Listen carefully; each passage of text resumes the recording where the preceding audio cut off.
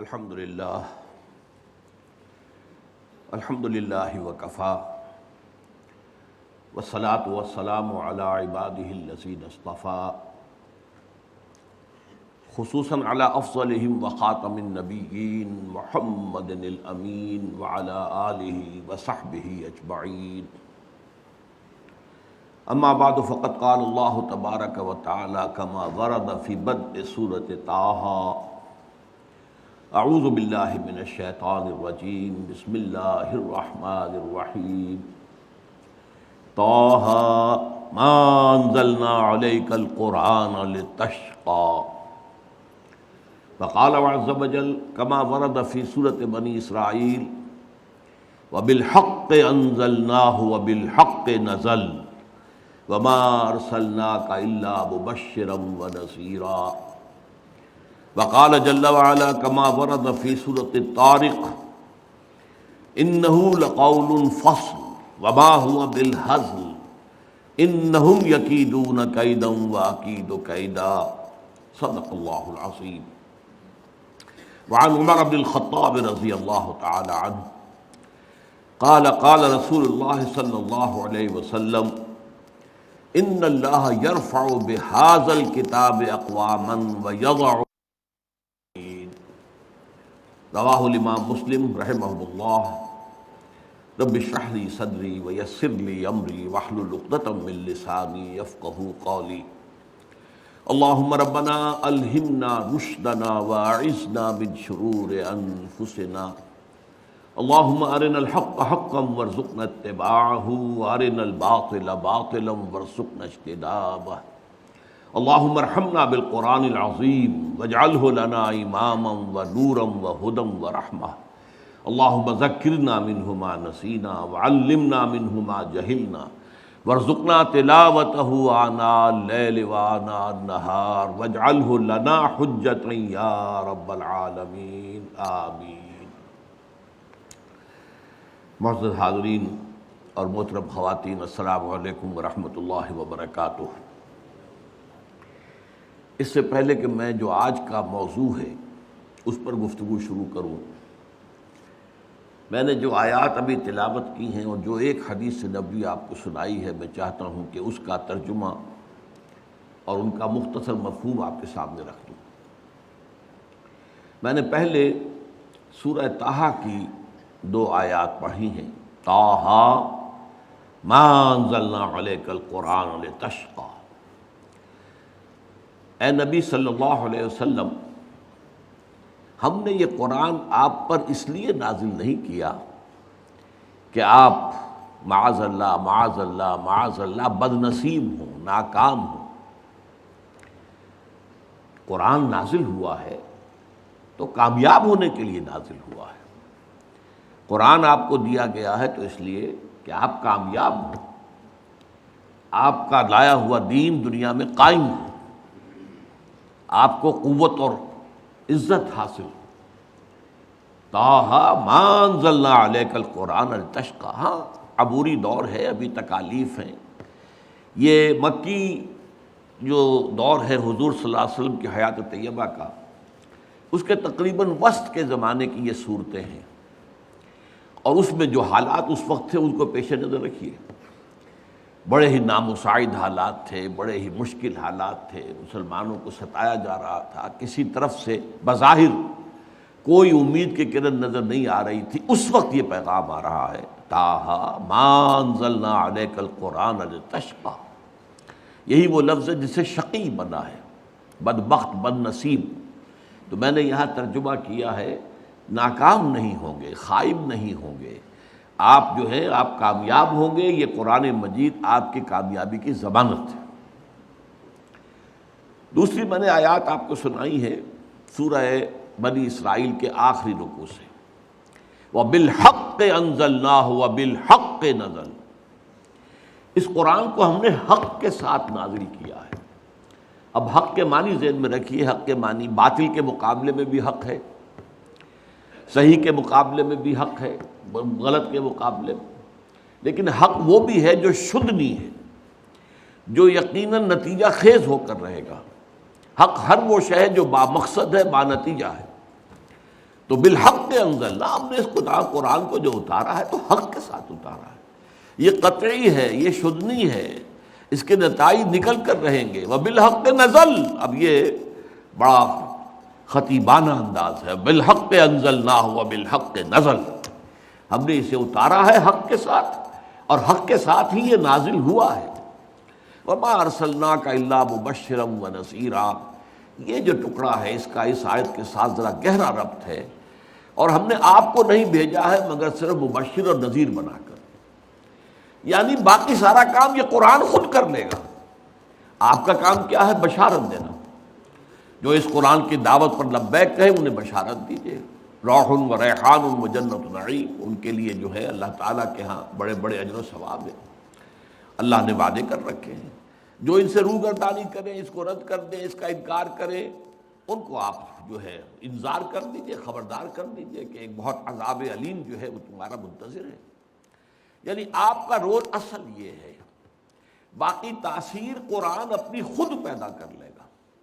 قرآن میں قوت تاثیر موجود ہے، بالحق انزلناہ و بالحق نزل، یہ قرآن جو ہے یہ حق کے ساتھ نازل ہوا ہے، نتیجہ خیز بننے کے لیے نازل ہوا ہے، انقلاب لانے کے لیے نازل ہوا ہے اور حق کے ساتھ نازل ہوا ہے۔ آپ کا کام کیا ہے؟ بشیر اور نذیر، خبردار کرتے رہیں غلط کاری اور غلط روش کے انجام سے، اور بشارتیں دیتے رہیں ان لوگوں کو کہ جو حق کا راستہ اختیار کریں کہ ان کے لیے اللہ تعالیٰ نے جنت فراہم کی۔ یہی مضمون آیا سورۃ الطلاق میں، سورۃ الطارق میں، انہ لقول فصل وما هو بالحزل، یہ قرآن قول فصل ہے، فیصلہ کن کلام بن کر آیا ہے۔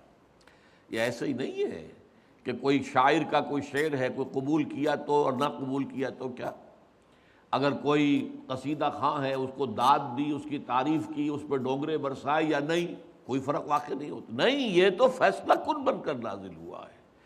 جو اسے مانے گا اس کے لیے کامیابی ہے، اس کے لیے بشارتیں ہیں، اس کے لیے دنیا کے اندر بھی عزت ہوگی، وقار ہوگا، اور جو نہیں مانے گا اس کے لیے یہاں بھی ذلت ہے، خاری ہے، رسوائی ہے، اور آخرت میں بھی عذاب ہے۔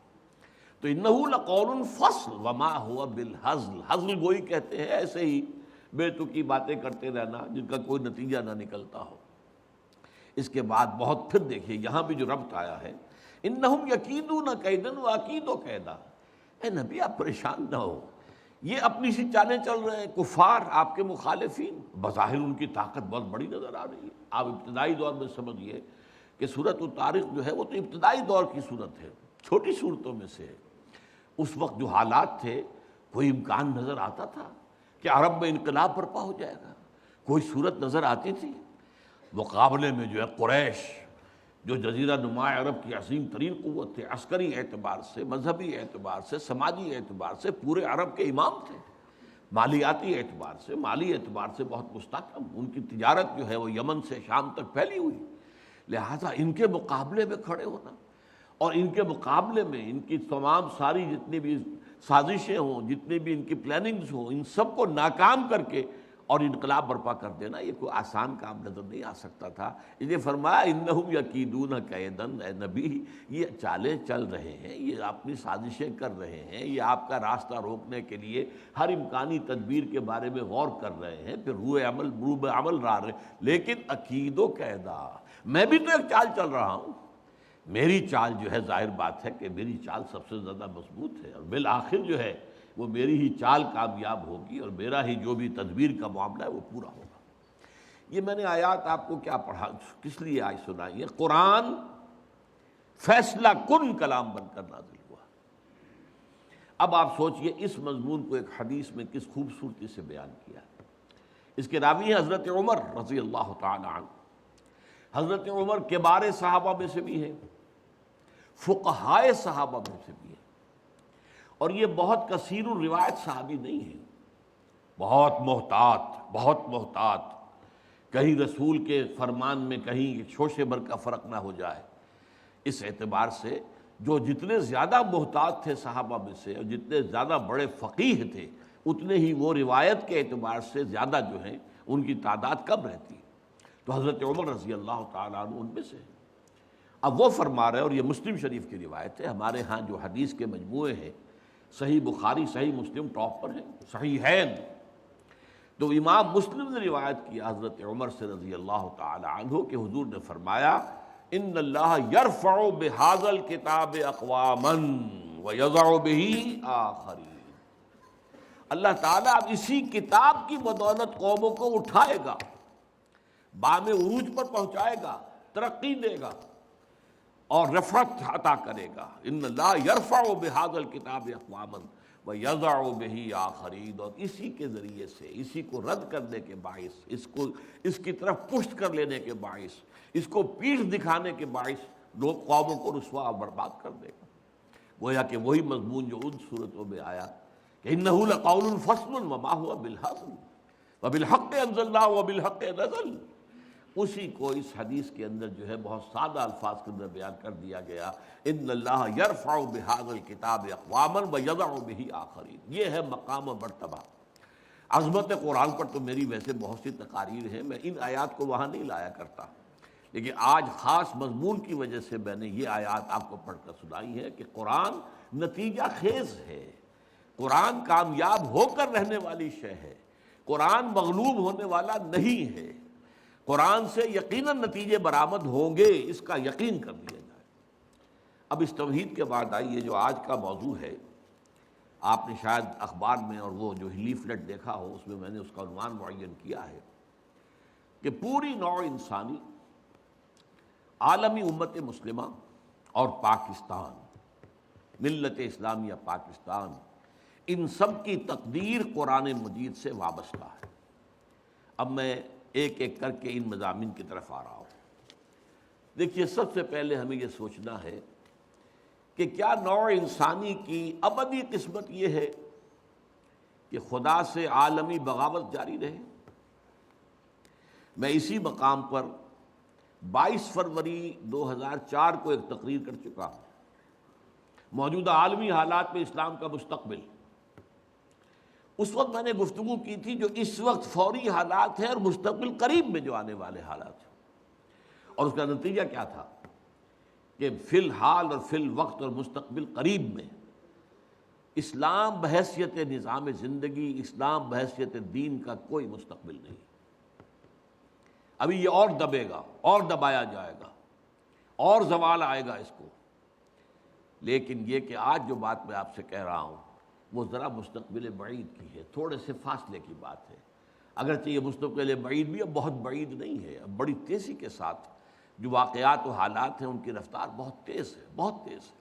The pace of events is very fast, لہذا وہ بعید تو میں کہہ رہا ہوں قریب کے مقابلے میں، اس لیے کہ ہم دو ہی مستقبل جانتے ہیں، مستقبل قریب، مستقبل بعید، لیکن یہ کہ یہ نہ سمجھیے کہ کوئی بہت بعید ہے، زیادہ دور کی بات نہیں ہے، یہ نہیں رہے گا، یہ نہیں ہوگا جیسے کہ آج ہے اور ابھی کچھ عرصے اور رہے گا کہ پوری دنیا میں ریاست اور سیاست سے اللہ کو نکال دیا جائے۔ نتھنگ ڈوئنگ، جاؤ تم مسجد میں رہو، چرچ میں رہو، سینیگوگ میں رہو، یا جس نے تمہیں بتوں کی شکل میں دیکھا جاؤ وہاں پر مندروں میں رہو، کہیں رہو، ہمارے ملک کے اجتماعی معاملات سے تمہارا کوئی دخل نہیں، ریاست ہماری حاکمیت پر چلے گی، ہم حاکم ہیں، ہم تمہیں حاکم ماننے کو تیار ہی نہیں، قانون ساز ہم ہیں، ہم تمہیں اور تمہارے رسول کو شارع ماننے کے لیے تیار ہی نہیں، ہمارا اپنا نظام ہوگا، ہمارے اپنے فیصلے ہوں گے، ہم چاہیں گے تو 2 مردوں کی شادی رجسٹر کریں گے، ایک مرد کو شوہر، دوسرے مرد کو جو ہے اس کی بیوی قرار دے دیں گے، تمہارا کوئی دخل نہیں۔ اب یہ عالمی بغاوت ہے اللہ کے خلاف اور گلوبل ہے۔ اسی طرح جو یہ کیا تم نے کہا ہے کہ سود حرام ہے اور جوا حرام ہے، نتھنگ ڈوئنگ، ہمارا نظام، معاشی نظام سود ہی پر مبنی رہے گا، سود ہی کے محور پر گھومے گا، جوا جو ہے اس کے اندر انٹیگرل پارٹ کی حیثیت سے رہے گا۔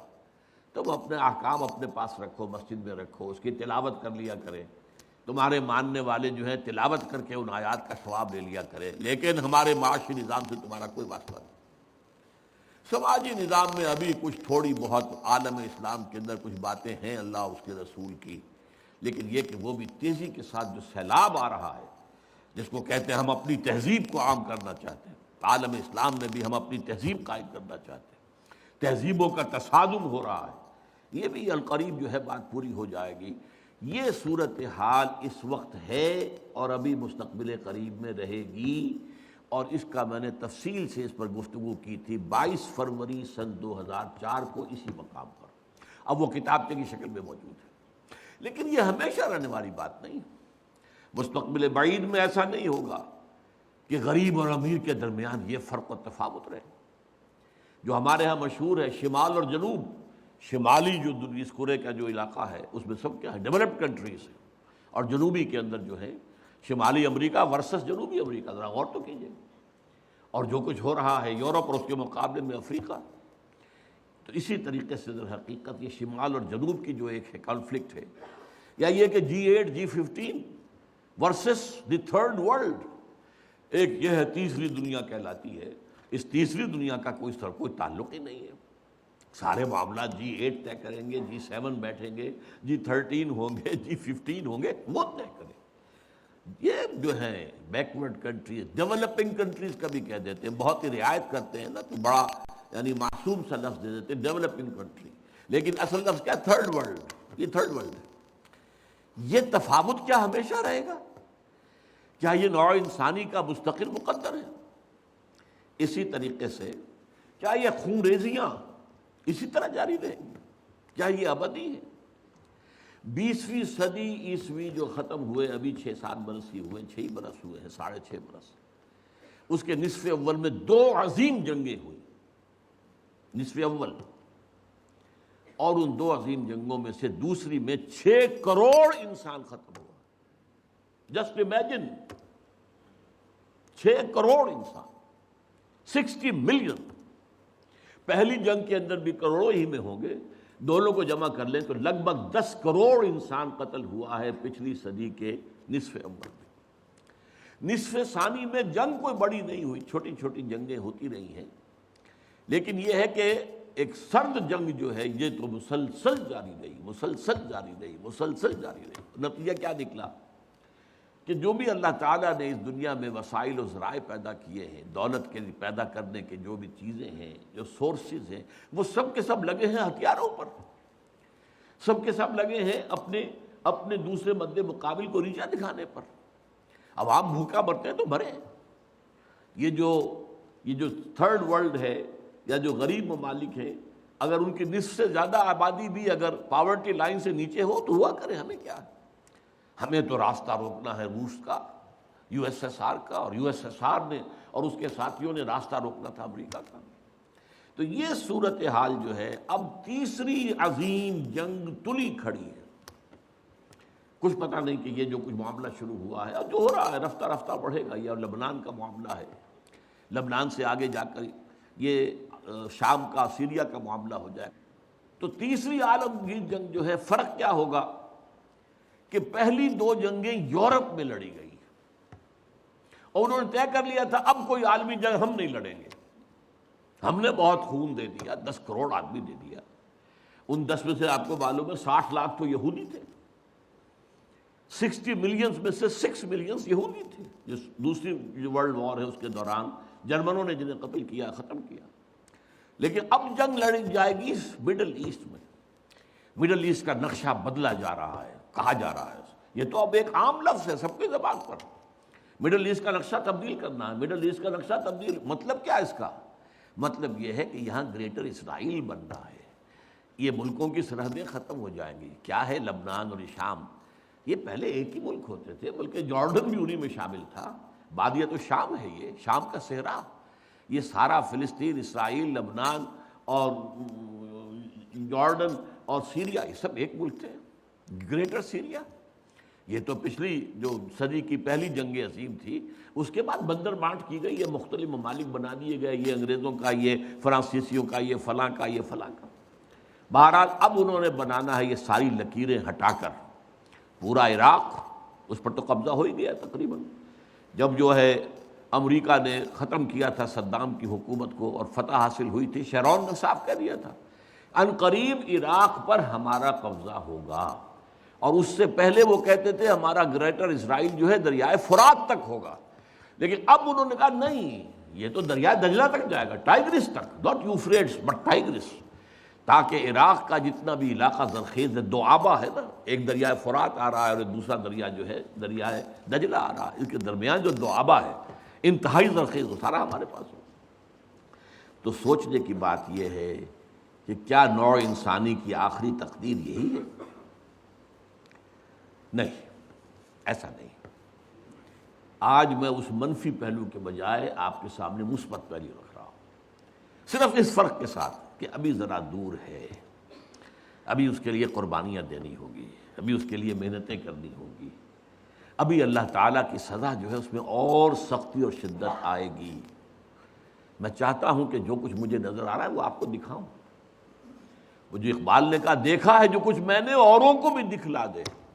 یہ ظاہر بات ہے کہ ایک انسان جو ہے جو غور کرتا ہے، سوچتا ہے، اور جیسے کہ اقبال نے کہا تھا سرما ہے میری آنکھ کا خاک مدینہ و نجف، میں نے ذرا اس میں ترمیم کی ہے، آپ کے علم میں ہوگا کہ سرما ہے میری آنکھ کا خاک حجاز و حول قدس، مدینہ اور نجف تو ایک ہی شے ہے۔ حضرت علی اور حضور کے مابین کیا فرق ہے؟ حضور نے خود فرمایا انا مدینۃ العلم وعلی بابھا، وہ تو ایک شے ہے۔ لہذا مدینہ اور نجف جو ہے اس کو دو جگہ کرنا ٹھیک نہیں ہے۔ ہاں، حجاز جہاں قرآن نازل ہوا، اور حول قدس جہاں سینکڑوں انبیاء دفن ہیں، الذی بارکنا حولہ لنریہ من آیاتنا۔ جو اولڈ ٹیسٹمنٹ ہے، جو نیو ٹیسٹمنٹ ہے، بائبل ہے، اس سب کا تعلق کس سے ہے؟ حول قدس سے۔ تو ان دونوں کے ذریعے سے جو باتیں میں نے دیکھی ہیں میں آپ کو دکھانا چاہ رہا ہوں۔ بہت سے لوگ کہتے ہیں یہ بہت دور کی کوڑی لاتے ہیں، میں کیا کروں؟ میں تو جو دیکھوں گا وہی دکھاؤں گا، جو مجھے نظر آ رہا ہے وہی آپ کو سجھاؤں گا۔ بہرحال یہ ہے کہ پوری دنیا میں بالآخر اسلام کا غلبہ ہوگا، عالمی سطح پر خلافت علی منہاج النبوت قائم ہو کر رہے گی، اور پوری دنیا میں امن و امان ہوگا، خوشحالی ہوگی۔ بڑی طویل حدیث ایک موجود ہے کہ اس کے بعد یہ ہوگا جنگ ختم ہو جائے گی، خونریزی ختم ہو جائے گی، امن و امان ہوگا، خوشحالی اتنی ہوگی کہ زمین اپنے سارے خزانے اگل دے گی، آسمان اپنی ساری برکتیں نازل کر دے گا۔ یہ دور آنا ہے، عالمی غلبہ اسلام اور اللہ کے دین کا غلبہ اور خلافت علی منہاج النبوت کا قیام۔ اب اگلی بات، لیکن ظاہر بات ہے یہ کام کہیں ایک جگہ سے شروع ہوگا، ایک دم تو عالمی غلبہ پوری دنیا پر نہیں آ جائے گا۔ اس بات کو یہیں پر روکیے، اب اس بحث آگے چلے گی ہماری۔ اب آئیے جو دوسرا حصہ تھا، کیا عالمی امت مسلمہ کی تقدیر یہی ہے کہ ذلت و مسکنت ان پر مسلط رہے؟ ضربت علیہم الذلۃ والمسکنۃ وباؤوا بغضب من اللہ، جو حشر لبنان کا ہو رہا ہے، جو اس سے پہلے فلسطینیوں کا ہوتا رہا ہے۔ کیوں نہیں کر سکی دنیا؟ مسلم دنیا چپ، زیادہ سے زیادہ بہت ریزولوشن پاس کر دیں گے، ابھی جایا پترا میں جمع ہو گئے ہیں، بعد ملیشیا میں، اور ریزولوشن پاس کر دیا، اللہ اللہ خیر صلی اللہ۔ نو تھریٹ، کوئی یہ بھی کہنے کو تیار نہیں کہ ہم اپنے سفارتی تعلقات منقطع کر لیں گے، نہیں۔ کوئی یہ کہنے کو تیار نہیں کہ ہم اپنے تجارتی تعلقات منقطع کر لیں گے، نہیں۔ درخواست ہے تو اسی یونائٹڈ نیشنز سے ہے، اور درخواست ہے تو اسی یونائٹڈ اسٹیٹس آف امریکہ سے ہے، وہ سیز فائر کرا دیں۔ ان کی مرضی سے تو جنگ شروع ہوئی ہے، ان کے پلان کے تحت تو معاملہ ہے۔ ان کی خواہش ہے کہ جب تک حزب اللہ کی کمر نہ ٹوٹ جائے، کچل نہ دیا جائے، اس وقت تک جنگ بندی نہ ہو۔ یہ تو دوسری بات ہے، حزب اللہ نے جتنی مقاومت کا مظاہرہ کیا ہے، دے آر سرپرائزڈ، یہ ان کے لیے بالکل ایک سرپرائز ہے۔ اس قدر ہمت جو ہے ایک جو ہے حزب اللہ، جو کہ کوئی ریگولر آرمی نہیں ہے، جس کے پاس ٹینک نہیں ہے، جس کے پاس ہوائی جہاز نہیں ہے، ٹینک ہوائی جہاز تو پوری لبنان کی فوج کے پاس نہیں ہے، چند ہزار فوجی ہیں، اللہ اللہ خیر صلی اللہ، کچھ بھی نہیں، نہ ایئر فورس ہے نہ کچھ اور ہے۔ اور یہ حزب اللہ کیا ہے؟ ان کے پاس یا راکٹس ہے یا کلاشنکوفس ہے، بس دو چیزیں۔ ادھر سے جہاز پر جہاز آ رہا، 200 250 بمباریاں، 200 بمباریاں، لیکن کھڑے۔ لہذا اس اعتبار سے سوچنے کی بات ہے، کیا یہ پوری ذلت و مسکنت کی صورتحال امت مسلمہ پر یوں ہی جاری رہے گی ہمیشہ کے لیے؟ کیا پورا عالم اسلام جو تھرڈ ورلڈ میں آ گیا ہے، سارا عالم اسلام تھرڈ ورلڈ میں ہے، G7 G8 میں کہیں کوئی نام نہیں کسی مسلمان ملک کا، نہ 3 میں نہ 13 میں، اور کیا یہی صورتحال جاری رہے گی کہ ہو گیا مانند آب ارزاں مسلمان کا لہو، پانی کی طرح مسلمان کا لہو بہہ رہا ہے؟ جہاں دیکھو، کشمیر میں دیکھ لو، فلسطین میں دیکھ لو، فلسطین میں تو 50 برس سے بہ رہا ہے، کشمیر میں بھی اب تقریباً یوں سمجھیے کہ 20 برس ہونے کو آئے، جب سے کہ وہاں پر ایک جو ہے مسلح جدوجہد شروع ہوئی۔ پھر چچنیا میں کیا ہو رہا، مسلسل ہو رہا ہے، کوسوو میں کیا ہوا، بوسنیا میں کیا ہوا، برف گرتی ہے تو بیچارے مسلمانوں پر، مرتا ہے تو مسلمان۔ صومالیہ میں کیا ہوا تھا، یہ صورت، آج لبنان میں کیا ہو رہا ہے، یہ صورتحال دیکھیے، کیا یہی ہمیشہ جاری رہے گی؟ نہیں، صورتحال بدلے گی۔ اور بھی دور فلک ہیں ابھی آنے والے، ناز اتنا نہ کریں ہم کو ستانے والے۔ یہ عالمی ملت اسلامیہ امت مسلمہ جو ہے، اس کا یہ معاملہ ہوا کیوں ہے؟ ہوا اس لیے ہے، یہ میں اس پر مفصل کتاب لکھ چکا ہوں، سابقہ اور موجودہ مسلمان امتوں کا ماضی، حال اور مستقبل، کہ یہ جو ضربت علیہم الذلۃ والمسکنہ، یہ کیفیت جو بنی اسرائیل کے لیے آئی ہے قرآن میں، یہ آج ہم پر کیوں آ گئی ہے؟ کیا وجہ ہے؟ وجہ یہ کہ جو جرم انہوں نے کیا وہ ہم نے کیا، ہم نے قرآن کو پس پش ڈالا۔ نبذ فریق من الذین اوتوا الکتاب کتاب اللہ وراء ظہورہم، ہم نے اسے اپنا امام تو نہیں بنایا۔ ہاں، ختم قرآن کے بعد دعا مانگ لیتے ہیں، اللہم اجعلہ لنا اماما ونورا وہدی ورحمۃ، لیکن چلنا نہیں اس کے پیچھے، یہ امام ہی ہے بس ہمارا، کہنے کو امام، اس کی بات ماننی تو نہیں، اس کے احکام پر چلنا تو نہیں۔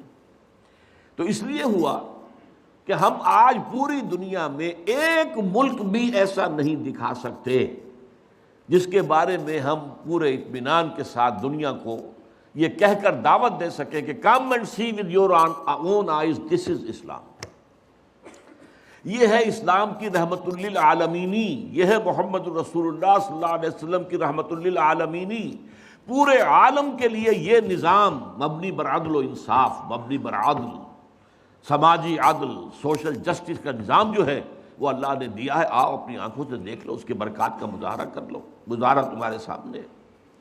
وہ کتاب جو ہے وہ پڑھنے کے قابل ہے، نہ پڑھی ہو آپ نے ضرور پڑھیں، کیونکہ یہ سارے عقدے حل ہوتے ہیں۔ وجہ کیا ہے؟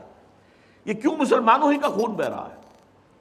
ہم تو اللہ کا نام تو لیتے ہیں کم سے کم، ہم اگر 120 کروڑ دنیا میں ہیں تو ان میں سے 20 کروڑ تو ایسے ہوں گے جو اللہ کا نام لیتے ہو مسجدوں میں جا کر، 20 کروڑ نہ ہو 20 ملین تو ہوں گے جو 5 وقتہ نمازی ہوں۔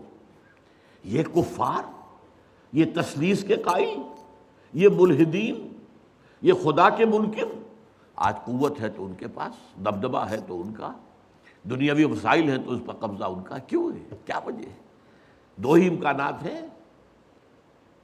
یا تو اللہ ظالم ہے معاذ اللہ ثم معاذ اللہ، اور یا اللہ لاچار ہے، کچھ کر نہیں سکتا، میں کیا کروں، میں نہیں کر سکتا۔ مانیں گے آپ دونوں باتوں کو؟ نہیں مان سکتے۔ پھر کیا جواب ہے اس کا؟ بڑا پیارا شعر اقبال کا، تو قادر و عادل ہے مگر تیرے جہاں میں ہیں تلخ بہت بندے مزدور کے اوقات۔ اے اللہ تو قادر ہے علی کل شے، اور تو عادل ہے، عدل کرنے والا، پھر بھی یہ کیا ہو رہا ہے دنیا میں؟ مزدور کا خون پسینہ نکال کر سرمایہ دار جو ہے اس کے خون سے کشید کی ہوئی سرخ شراب پیتا ہے شام کو بیٹھ کر، یہ کیا ہے؟ خواجہ از خون رگے مزدور سعادت لال ناب، از جفائے دہ خدایاں کشت دہقانہ خراب۔ ان جاگیرداروں وڈیروں کے ظلم سے جو کاشتکار ہے، جو ہاری ہے، اس کی تو کھیتی برباد ہے۔ یہ کیا ہو رہا ہے؟ کیا تو ظالم ہے؟ کیا تو لاچار ہے؟ نہیں، یہ تمہارے کرتوت ہیں، تمہارے اعمال ہیں، اس کی سزا، یہ سمجھنے کی بات ہے۔ اور یہ میں نے تفصیل سے اپنی اس کتاب کے اندر اس پر گفتگو کی ہے، اس کو پڑھیے۔ اور اس کا علاج اب کیا ہے؟ کم سے کم کسی ایک ملک میں، سائزیبل ملک ہو، یہ نہیں چھوٹا سا جزیرہ ہو کوئی برونائی کی طرح کا، نہیں، کم سے کم ایک سائزیبل ملک میں اسلام کا مکمل نظام عدل اجتماعی قائم کر کے دنیا کو دکھا دیا جائے، یہ گویا کہ اتمام حجت ہو جائے گا۔ دیکھ لو نمونہ، ابھی تو کیا ہوتا ہے، ہم اسلام کے محاسن بیان کرتے ہیں، اسلام کی یہ خوبی کہتے ہیں، بھائی دکھاؤ کہیں دنیا میں ہے؟ نہیں بھائی، وہ تو 1400 برس پہلے جانا پڑے گا دیکھنے کے لیے، تو کون سنے گا آپ کی بات؟ دکھاؤ کہیں، نافذ کرو کہیں، مثال پیش کرو کہیں۔ میں نے آپ کو سنایا تھا پسر اقبال ڈاکٹر جاوید اقبال دورہ کر کے آئے تھے. سینٹرل ایشین ریپبلکس جو ہیں، جو پہلے USSR میں تھیں اب اس سے علیحدہ ہو گئی ہیں، سب آزاد ہیں، اور ان میں چاہے ان کی اپنی اپنی زبانیں اور ہیں، ازبک ہے، یہ ہے، وہ ہے، لیکن یہ فارسی سب جانتے ہیں. وہاں پر علامہ اقبال کا فارسی کا کلام 2/3 کلام تو فارسی میں عام. تو پسر اقبال کی جو آؤ بھگت وہاں ہوئی ہے. اقبال لاہوری کا بیٹا ہے یہ. لیکن وہ کہا مجھ سے ڈاکٹر جاوید اقبال، جہاں میں گیا مجھ سے ایک بات کہی، we need a model, show us a model of Islamic state, we are ready to accept. The Saudi model is not acceptable to us, it is based on monarchy، بادشاہت پر ہے، ملوکیت پر بیسڈ ہے. The Iranian model is also not acceptable to us, it is based on theocracy, یہ مولویوں کی حکومت ہے. اسلامک آئیڈیل اسلامک اسٹیٹ کا نمونہ ہمیں دکھا دو، ہم سب کے سب جو ہے لبیک کہیں. تو اگر کہیں دنیا میں ایک جگہ بھی وہ اسلامی نظام کا نمونہ دنیا کو دکھا دیا جائے، اتمام حجت ہو جائے گی، اور یہ فرض کفایہ ہو جائے گا پوری امت کی طرف سے. جیسے کسی مسلمان کی نماز جنازہ چند لوگ بھی پڑھ لیں تو باقی سب کی طرف سے ادا ہو جاتا ہے فرض. کوئی بھی نہ پڑھے تو پوری آبادی گناہ گار ہوگی. اسی طرح جب پوری دنیا میں کہیں اسلام نہیں ہے تو پوری امت گناہ گار ہے، مجرم ہے. اور اگر کہیں ایک جگہ بھی سائزیبل ملک میں آپ وہ نظام دکھا دیں تو فرض کفایہ ہو جائے گا. پھر دنیا لپکے گی اس کی طرف، دوڑے گی. اس کے بعد ہوگا جاء الحق وزهق الباطل ان الباطل کان زہوقا. اس کے بعد وہ کیفیت ہو جائے گی جس کا نقشہ اقبال نے کھینچا ہے، آسماں ہوگا سحر کے نور سے آئینہ پوش، اور ظلمت رات کی سیما پا ہو جائے گی. پھر دلوں کو یاد آ جائے گا پیغام سجود، پھر جبیں خاک حرم سے آشنا ہو جائے گی. یہ جو عمرے کے لیے جاتے ہیں اور حج کے لیے جاتے ہیں، خاک حرم پر اپنی جبین ٹیکتے ہیں کہ نہیں؟ عالم انسانیت کو یہ پیغام سجود دوبارہ یاد آ جائے گا، اور جبین جو ہے پھر جبیں خاک حرم سے آشنا ہو جائے گی.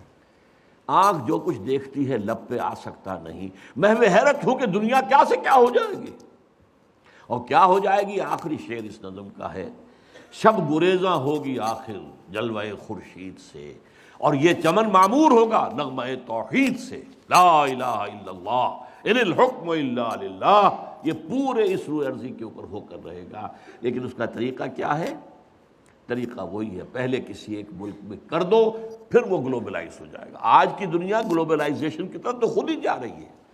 یا باطل گلوبلائز ہو رہا ہے یا حق گلوبلائز ہوگا. اب دنیا جو ہے وہ محدود جو ہے سرحدوں میں رہنے والا مسئلہ ختم ہو چکا.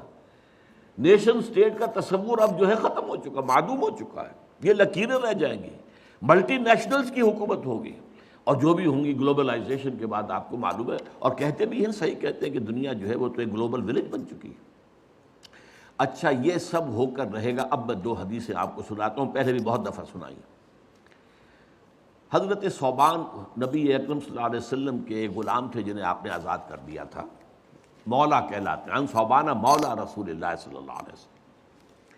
ان کی روایت ہے یہ، اور یہ مسلم شریف میں ہے، کہ میں نے حضور کو فرماتے سنا، ان اللہ یرفع، ان اللہ زوالی الارض. اللہ نے میرے لیے پوری زمین کو طے کر دیا، لپیٹ دیا. فرائض و مشارقہا و مغاربہا، تو میں نے اس کے سارے مشرق دیکھ لیے، سارے مغرب دیکھ لیے. وَإِنَّ أُمَّتِي سَيَبْلُغُ مُلْكُهَا مَا زُوِيَ لِي مِنْهَا. سن رکھو میری امت کی حکومت ان تمام علاقوں پر قائم ہو کر رہے گی جو زمین کو لپیٹ کر دکھا دیے گئے مجھے. یہ ہونا ہے، ہو کر رہنا ہے. یہ صادق والمصدوق ان کا فرمان ہے، یہ پیشین گوئی ہے محمد الرسول اللہ صلی اللہ علیہ وسلم کی، ہو کر رہے. اسی طریقے سے دوسری حدیث ہے مسند احمد ابن حنبل کی، حضرت مقداد ابن الاسود سے. میں صرف ترجمہ آپ کو سنا رہا ہوں. زمین پر نہ کوئی اینٹ گارے کا بنا گھر رہے گا، نہ کوئی کمبل رہے گا، کمبلوں کا بنا ہوا خیمہ رہے گا جس میں کہ اللہ کلمہ اسلام کو داخل نہ کر دے. یہ ہو کر رہے گا. یہ شدنی ہے. اس کتاب میں جس کا میں نے تذکرہ کیا ہے، سابقہ اور موجودہ مسلمان امتوں کا ماضی حال مستقبل، اس میں اس کی احادیث جو ہیں تخریج کے ساتھ اور پورے متن کے ساتھ موجود ہیں. اب تیسری بات ہے، یہ اب جملہ معترضہ سمجھ لیجیے. ایک حسرت کے ساتھ اب 14 اگست آیا چاہتا ہے حسرت آمیز ہے۔ پاکستان اسی مقصد سے اور اسی نعرے سے حاصل کیا گیا۔ علامہ اقبال نے خواب دیکھا 1930 کے اپنے خطبہ الہ آباد میں کہ ہندوستان کے شمال مغرب میں اٹس ڈیسٹنی، یہ تقدیر مبرم ہے کہ ایک آزاد مسلمان ریاست قائم ہو کر رہے گی، اور اگر ایسا ہو گیا تو ہمیں موقع مل جائے گا کہ اسلام کے چہرے پر جو بدنما داغ اور دھبے آ گئے تھے دور ملوکیت میں، یہ جو خلفاء کہلاتے تھے نام نہاد بنو امیہ کے، اور خلفاء کہلاتے تھے نام نہاد بنو عباس کے، اور خلفاء کہلاتے تھے ترک، یہ خلفاء تو نہیں تھے، بادشاہ تھے۔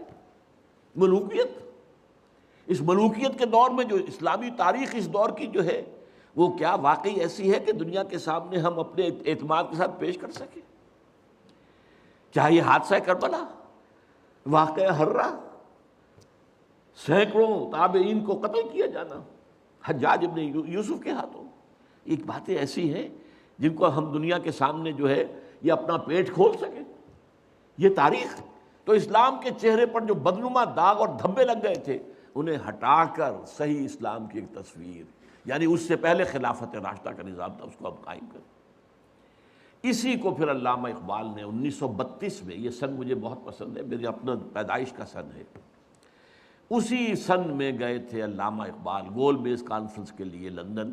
وہاں اس وقت صرف مسٹر جناح تھے، وہ مسٹر جناح، وہ قائد اعظم نہیں ابھی بنے تھے، وہ ہندوستان کی سیاست سے مایوس ہو کر جا کر بیٹھ گئے تھے، وکالت شروع کی تھی۔ وہاں یہی انجیکشن اقبال نے، میں تو کہا کرتا ہوں جیسے کہ رومی اور شمس تبریز کا معاملہ ہے، مولوی ہرگز نہ شد مولائے روم تا غلام شمس تبریز نہ شد۔ مسٹر محمد علی جناح قائد اعظم نہیں بن سکتا تھا اگر اقبال نے یہ انجیکشن نہ اسے لگایا ہوتا۔ یہ شمس تبریز ہے جس نے مولوی کو مولانا روم بنا دیا تھا، مولائے روم، اسی نے مسٹر محمد علی جناح کو قائد اعظم بنایا۔ چنانچہ پھر وہ واپس آئے ہیں، پھر وہ مسلم لیگ کے تاحیات صدر بنائے گئے، پھر انہوں نے 10 برس تک اسلام کی قوالی گائی ہے، اسلام کی قوالی تکرار کے ساتھ پورے 10 برس، تب پاکستان وجود میں آیا۔ اور یہی کہا تھا کہ ہم پاکستان اس لیے چاہتے ہیں کہ عہد حاضر میں اسلام کے اصول حریت و اخوت و مساوات کا ایک نمونہ پیش کرتے، دنیا دیکھ لے یہ اسلام۔ لیکن افسوس صد افسوس کہ ہم اس میں بری طرح ناکام رہے۔ اب تو ابھی مجھ سے جیو ٹی وی والوں نے چھوٹا سا 2-4 منٹ کا جو ہے وہ انٹرویو لیا ہے 14 اگست کے حوالے سے۔ میں نے اس میں کہا ہے کہ اب تو جیسے کسی نے کہا تھا، اقبال نے شاید کہا تھا، ہلال عید ہماری ہنسی اڑاتا ہے۔ یہ ہلال عید جو آتا ہے ہم پر ہنستا ہے، یہ روزے رکھے ہیں انہوں نے، روزہ رکھتے ہوئے جھوٹ بولتے رہے، روزہ رکھتے ہوئے سودی لین دین کرتے رہے، روزہ رکھتے ہوئے جو ہے غیبتیں کرتے رہے، یہ روزے تھے جو اب عید منانے جا رہے ہیں شوق سے۔ ہلال عید ہماری ہنسی اڑاتا ہے، اسی طرح یہ عید الاستقلال جسے آپ نے کہا یہ اب ہماری ہنسی اڑاتی ہے۔ یہ اس لیے پاکستان بنایا تھا، یہ ہے وہ پاکستان جس کا خواب اقبال نے دیکھا تھا اور جناح نے دکھایا تھا خواب۔ تو واقعہ یہ ہے کہ ہم اس میں بری طریقے سے ناکام ہو چکے ہیں۔ چنانچہ تلخ ترین بات ہے، یہ اپنا جواز کھو چکا ہے، اور اب اس کا وجود اور اس کا بقا تک بھی نہایت مخدوش ہے۔ یہ تقریر بھی 3.5 سال پہلے میں اسی جگہ پر کر چکا ہوں۔ پاکستان کے وجود کو لاحق خطرات و خدشات، صرف ایک ہفتے بعد کی تھی میں نے، 22 فروری کو کی تھی وہ، کہ موجودہ عالمی حالات میں اسلام کا مستقبل کیا ہے۔ دین کی حیثیت سے فوری طور پر اور مستقبل قریب میں اسلام کا کوئی مستقبل نہیں، ہاں مذہب کی حیثیت سے زندہ رہ جائے گا۔ ٹھیک ہے، جاؤ مسجدوں کو رکھو روزے، ہمیں کوئی پرواہ نہیں، نظام ہمارا ہوگا، یہ پولیٹیکو سوشو اکنامک سسٹم ہمارا ہوگا۔ اسی طریقے سے میں نے ایک ہفتے بعد 29 فروری کو اسی سال تقریر کی تھی، پاکستان کے وجود کو لاحق خطرات و خدشات۔ یہ دونوں کتابچے اور موجودہ اور سابقہ مسلمان امتوں کا ماضی حال اور مستقبل، یہ ایک پیکٹ کی شکل میں انشاءاللہ باہر آپ کو مل جائیں گے۔ بہرحال اب صورتحال میں نے پھر آپ سے کہا ہے، میری ان دونوں تقریروں میں مایوسی کا غلبہ ہے، لیکن آج میں وضاحت کر رہا ہوں، یہ مایوسی ہے موجودہ حالات اور قریب کے مستقبل کے اعتبار سے۔ جس کو میں نے مستقبل بعید کہا ہے، اس سے میں مایوس نہیں ہوں۔ اور جب تک بھی چاہے پاکستان کے بارے میں خدشات ہیں اور دنیا پیشن گوئیاں کر رہی ہے، سن 2010 میں، 2020 میں، 2015 میں پاکستان کے نام سے دنیا میں کوئی ملک نہیں ہوگا، لیکن یہ کہ جب تک سانس تب تک آس، محنت کرنی ہے، جد و جہد کرنی ہے، کوشش جاری رکھنی ہے۔ بڑی پیاری حدیث ہے حضور کی صلی اللہ علیہ وسلم کہ جس وقت قیامت کا سور پھونک دیا جائے گا، اس وقت بھی اگر کوئی بندہ مومن اگر کوئی درخت لگا رہا ہو تو اسے درخت لگانا چاہیے۔ سور پھونکا جا چکا ہے، معلوم ہے قیامت آ گئی، لیکن نہیں، جو کام تمہارا تھا تم کر رہے تھے اسے پورا کرو۔ لہذا آخری وقت اگرچہ اب میں سمجھتا ہوں کہ بہت صورتحال جو ہے وہ بہت مخدوش ہے، لیکن جد و جہد جاری رکھنی ہے۔ اس پر میں آگے آؤں گا کیا جد و جہد۔ اب آئیے میرا چوتھا نقطہ آج کا کیا ہے۔ یہ جو اسلام کی گلوبلائزیشن ہوگی، گلوبلائزیشن آف اسلام، جو میں نے کہا مستقبل بعید میں یہ تقدیر مبرم ہے، ہو کر رہی، اس کے دو فیزز ہوں گے لا محالہ۔ پہلے کسی ایک ملک میں اسلام قائم ہو اور پھر وہ گلوبلائز ہو جائے۔ اب نوٹ کیجئے اصل بات جو آج کہہ رہا ہوں پہلی مرتبہ، یہ جو ہمارے ہاں دو شخصیتوں کے بارے میں احادیث آئی ہیں پیشن گوئیاں، حضرت مہدی سلام اللہ علیہ اور حضرت عیسیٰ کا بارے دیگر نزول، ان دونوں کا تعلق گلوبلائزیشن آف اسلام سے ہے۔ اس سے پہلے کسی نہ کسی ملک میں اسلام پہلے قائم ہو چکا ہوگا طریق نبوی پر، جد و جہد سے، عمل سے، کوشش سے، انقلابی جد و جہد سے، ریولیوشنری اسٹرگل سے، جان نثاریوں سے، قربانیاں دے کر اسلام پہلے کہیں قائم ہو چکا ہوگا۔ پھر اس کی گلوبلائزیشن جو ہے اس کے اندر حضرت مہدی کا بھی ایک پارٹ ہے، اور پھر حضرت عیسیٰ علیہ السلام کا جب وہ دوبارہ آئیں گے تو اس وقت فیصلہ کن رول ان کا۔ لیکن یہ ہے کہ اس سے پہلے کہیں ہوگا، یہ کہاں ہوگا، یہ میری آج کی پانچویں بات ہے۔ اس ضمن میں پہلے تو میں دو حدیثیں آپ کو سنا دینا چاہتا ہوں۔ ایک حضرت عبداللہ ابن حارث رضی اللہ تعالی عنہ سے ہے، اور یہ سنن ابن ماجہ میں ہے۔ حضور نے فرمایا یخرج ناس من المشرق یعطون للمہدی، یعنی سلطانی، مشرق سے فوجیں نکل کر آئیں گی جو عرب میں مہدی سلام علیہ کی حکومت کو قائم کریں گے، یعنی سلطان ہی، ان کے اقتدار، ان کی طاقت، ان کی قوت کو مستحکم کریں، یعنی پہلے مشرق کے کسی ملک میں اسلامی نظام قائم ہو چکے گا، تبھی تو آئیں گی نا وہاں سے فوجیں۔ یخرج الناس من المشرق یعطون للمہدی، یعنی سلطانی۔ اور دوسری حدیث جو ہے اس کے راوی حضرت ابو ہریرہ ہیں رضی اللہ تعالی عنہ، اور یہ جامع ترمذی کی روایت ہے۔ یخرج من خراسان رایات سود لا یردها شیء حتی تنصب بایلیا، خراسان کے علاقے سے سیاہ جھنڈے لے کر فوجیں چلیں گی، ان کا رخ کوئی نہیں موڑ سکے گا یہاں تک کہ وہ ایلیا میں، یعنی یروشلم میں، بیت المقدس میں جا کر جھنڈے گاڑ دیے جائیں گے۔ ان دو حدیثوں کے اعتبار سے نوٹ کیجئے، ایک حدیث میں خراسان کا لفظ ہے، یہ خراسان بزرگ کہلاتا ہے اصل میں، نوٹ کر لیجئے۔ میں نے ایک مرتبہ ایک جو آئے تھے یہاں چارج افیئرس جو ہیں ایران کے، ان سے پوچھا خراسان کس ملک کا نام ہے؟ ان کا ہمارے ہاں ایک صوبہ ہے خراسان، میں نے کہا نہیں، یہ خراسان، ان کا خراسان بزرگ، وہ جو اولڈ گریٹر خراسان تھا اس میں افغانستان پورا، ایران کا ایک حصہ جو اب بھی خراسان کہلاتا ہے، ایک صوبہ، شمال مشرقی صوبہ ہے وہ، اور یہ جو ابھی ریاستیں آزاد ہوئی ہیں یو ایس ایس آر کی تحلیل کے بعد، اور ایک کنڈا اس کا پاکستان میں بھی ہے۔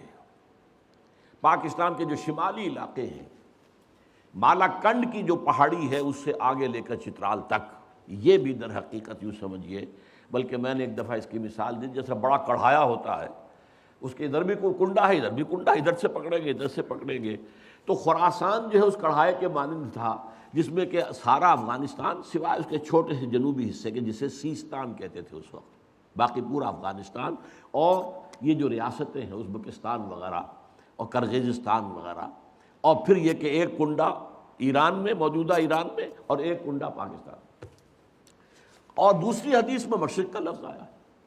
اب ذرا تجزیہ کیجئے کہ مشرق میں نمبر 1، عرب کے مشرق میں نمبر 1 ایران ہے، نمبر 2 افغانستان ہے یا خراسان کہہ لیجئے، نمبر 3 پاکستان ہے، نمبر 4 بھارت ہے۔ بھارت بھی تو مشرق میں ہے نا۔ اب اس کا تجزیہ کیجئے۔ جہاں تک ایران کا تعلق ہے، اگرچہ اس وقت تک تو صورت یہ ہے کہ ماننا پڑتا ہے کہ اگر کچھ ہمت، کچھ جرأت کا مظاہرہ کیا ہے تو صرف اہل تشیع نے کیا ہے۔ سنی مرے ہوئے ہیں، سنی بری طریقے سے سن ہو چکے ہیں۔ سنیوں کو یہ سبق پڑھا دیا گیا ہے، حاکم فاسق و فاجر ہو اطاعت کرنی ہے تم نے، بس اللہ یہ کہ کفر کا حکم دے، اسے کیا پڑھی ہے کفر کا حکم دے گا، وہ خود کفر کرے گا، وہ کرے محل کے اندر جو چاہے کرے، تم نے اطاعت ہی اطاعت کر دی۔ سارے بادشاہ بیٹھے ہوئے ہیں، کسی کا بال بیکا نہیں ہوا۔ ایرانیوں نے اٹھا کے شہنشاہ کو پھینکا، بھگایا وہاں سے، اور اسے جو ہے امریکہ تک نے پناہ دینے سے انکار کر دیا۔ یہ حال کیا انہوں نے دکھائی ہے نا کچھ ہمت جرأت۔ اس وقت بھی ایک ہی ملک ہے جو ڈٹ کر بات کر رہا ہے اسرائیل کے خلاف، واحد ملک ہے مسلمان ملک۔ اس اعتبار سے تو واقعہ یہ ہے کہ ایران کی بڑی اہمیت ہے اس وقت۔ لیکن میں افسوس کے ساتھ کہہ رہا ہوں، ایران کے ساتھ 2 ڈرا بیکس ایسے ہیں۔ ایک تو اس کے اندر نسلی برتری کا احساس بہت ہے، عربوں کو وہ حقیر سمجھتے ہیں، اور نمبر 2 یہ کہ مذہبی تنگ نظری جو ہے، مولویانہ جعفریت جو ہے وہ ان کے رگوں کے اندر سرایت کیے ہوئے، تو براڈر آؤٹ لک نہیں آ رہا۔ اس لیے میرے نزدیک ایران کا رول فوری طور پر کوئی نہیں ہوگا۔ البتہ یہ ہو سکتا ہے کہ گلوبلائزیشن کا جب مرحلہ آئے گا اسلام کا، اس وقت حضرت مہدی سلام علیہ کا ظہور ہو چکا ہوگا، تو شاید اس مرحلے پر ایران کام کرے، اللہ اعلم۔ اب باقی تینوں ملکوں پہ آئیے، افغانستان یا خراسان، پاکستان، بھارت۔ ایک عجیب تاریخی حقیقت کی طرف توجہ دلا رہا ہوں۔ تاریخ میں بہت سے ایسے دور گزرے ہیں ہندوستان کی عظمت کے جس میں یہ تینوں ملک ایک تھے۔ وہ اشوکا کا دور ہو، وکرماجیت کا دور ہو، وہ چندر گپت موریہ کا دور ہو۔ آپ کو معلوم ہے بدھزم جو ہے اس کا سب سے بڑا مرکز تو افغانستان تھا۔ سب سے بڑا بت جو ہے وہ تو بامیان میں تھا جسے گرایا ہے جو طالبان نے۔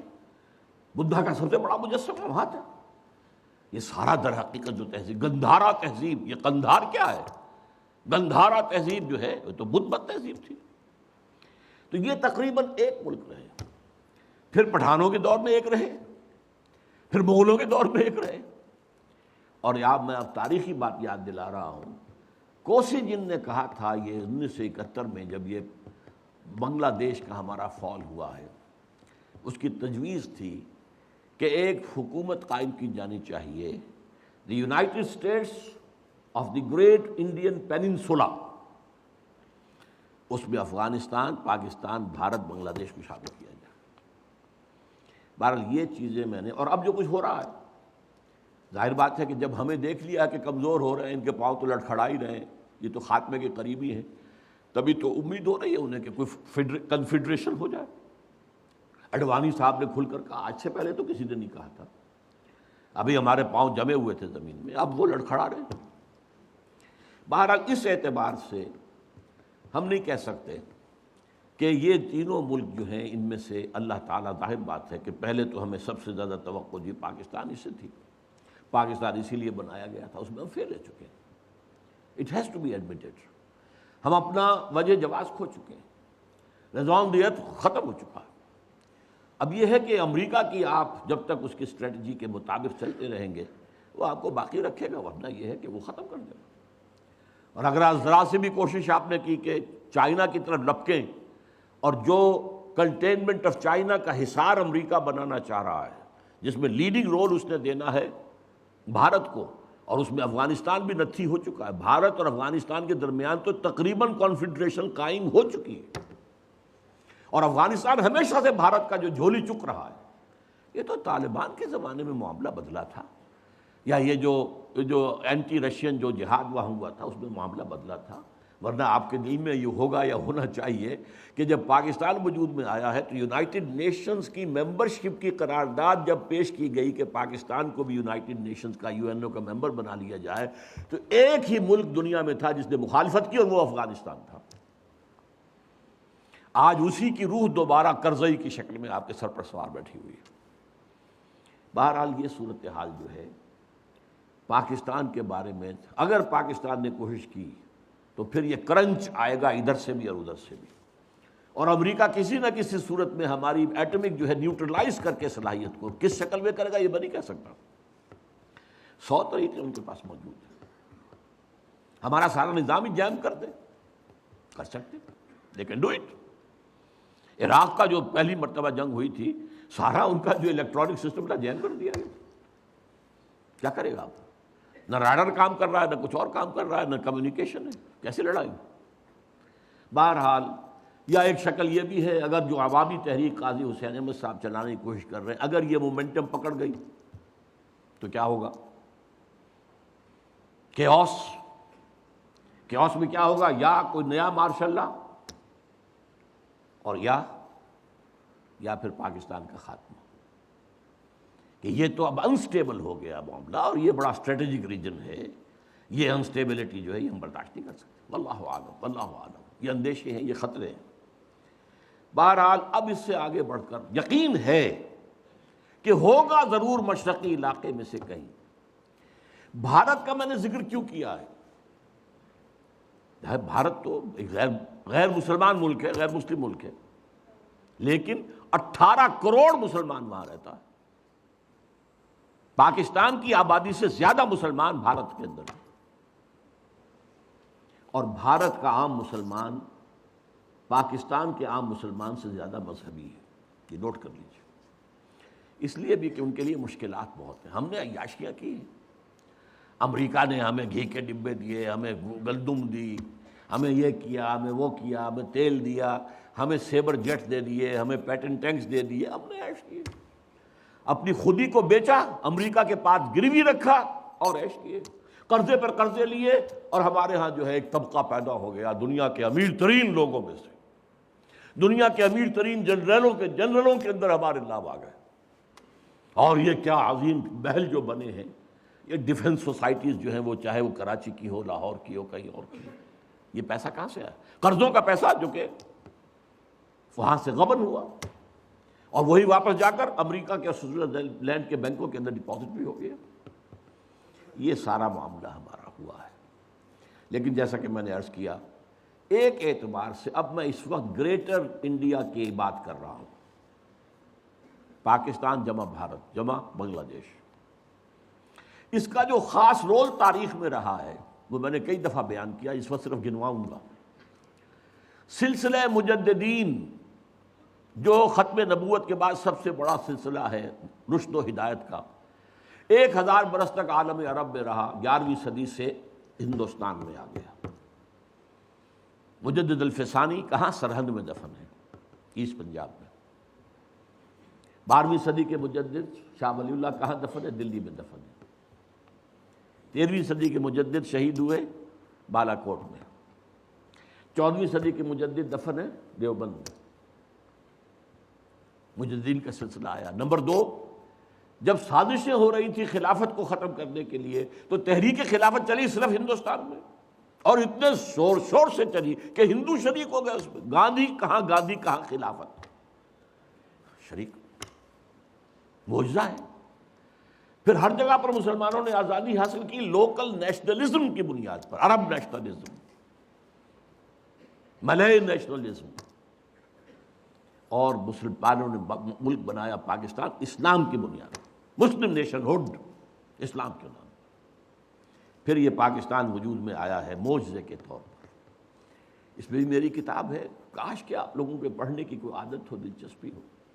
استحکام پاکستان کے نام سے کتاب، میں نے ثابت کیا پاکستان کا قیام معجزہ تھا، اور سب سے بڑی بات، پاکستان لیلۃ القدر میں نازل ہوئی۔ اللہ تعالیٰ نے ہمیں کیا کیا چیزیں عطا کی تھیں جن میں سے ہم نے کسی کا حق ادا نہیں کیا۔ بہرحال بھارت کا معاملہ، اب دیکھیے اگر تو مشرق کا معاملہ لیا جائے تو پاکستان اس میں میرے نزدیک سر فہرست تھا. اب بھی میں رائٹ آف نہیں کر رہا ہوں، ہو سکتا ہے پاکستان میں یہ پہلے بھی ایک معجزے سے قائم ہوا تھا اور اب بھی ہو سکتا ہے معجزہ ہو جائے، پھر دلوں کو یاد آ جائے پیام سجدہ اور پھر جبیں خاک حرم سے آشنا ہو جائے. ہو سکتا ہے، ہو سکتا ہے پھر دلوں کو یاد آ جائے گا پیغام سجود، پھر جبیں خاک حرم سے آشنا. ہو سکتا ہے معجزے کے طور پر ہوگا. حالات اس کی طرف کوئی امید افزا صورتحال ہمیں نہیں دکھا رہے.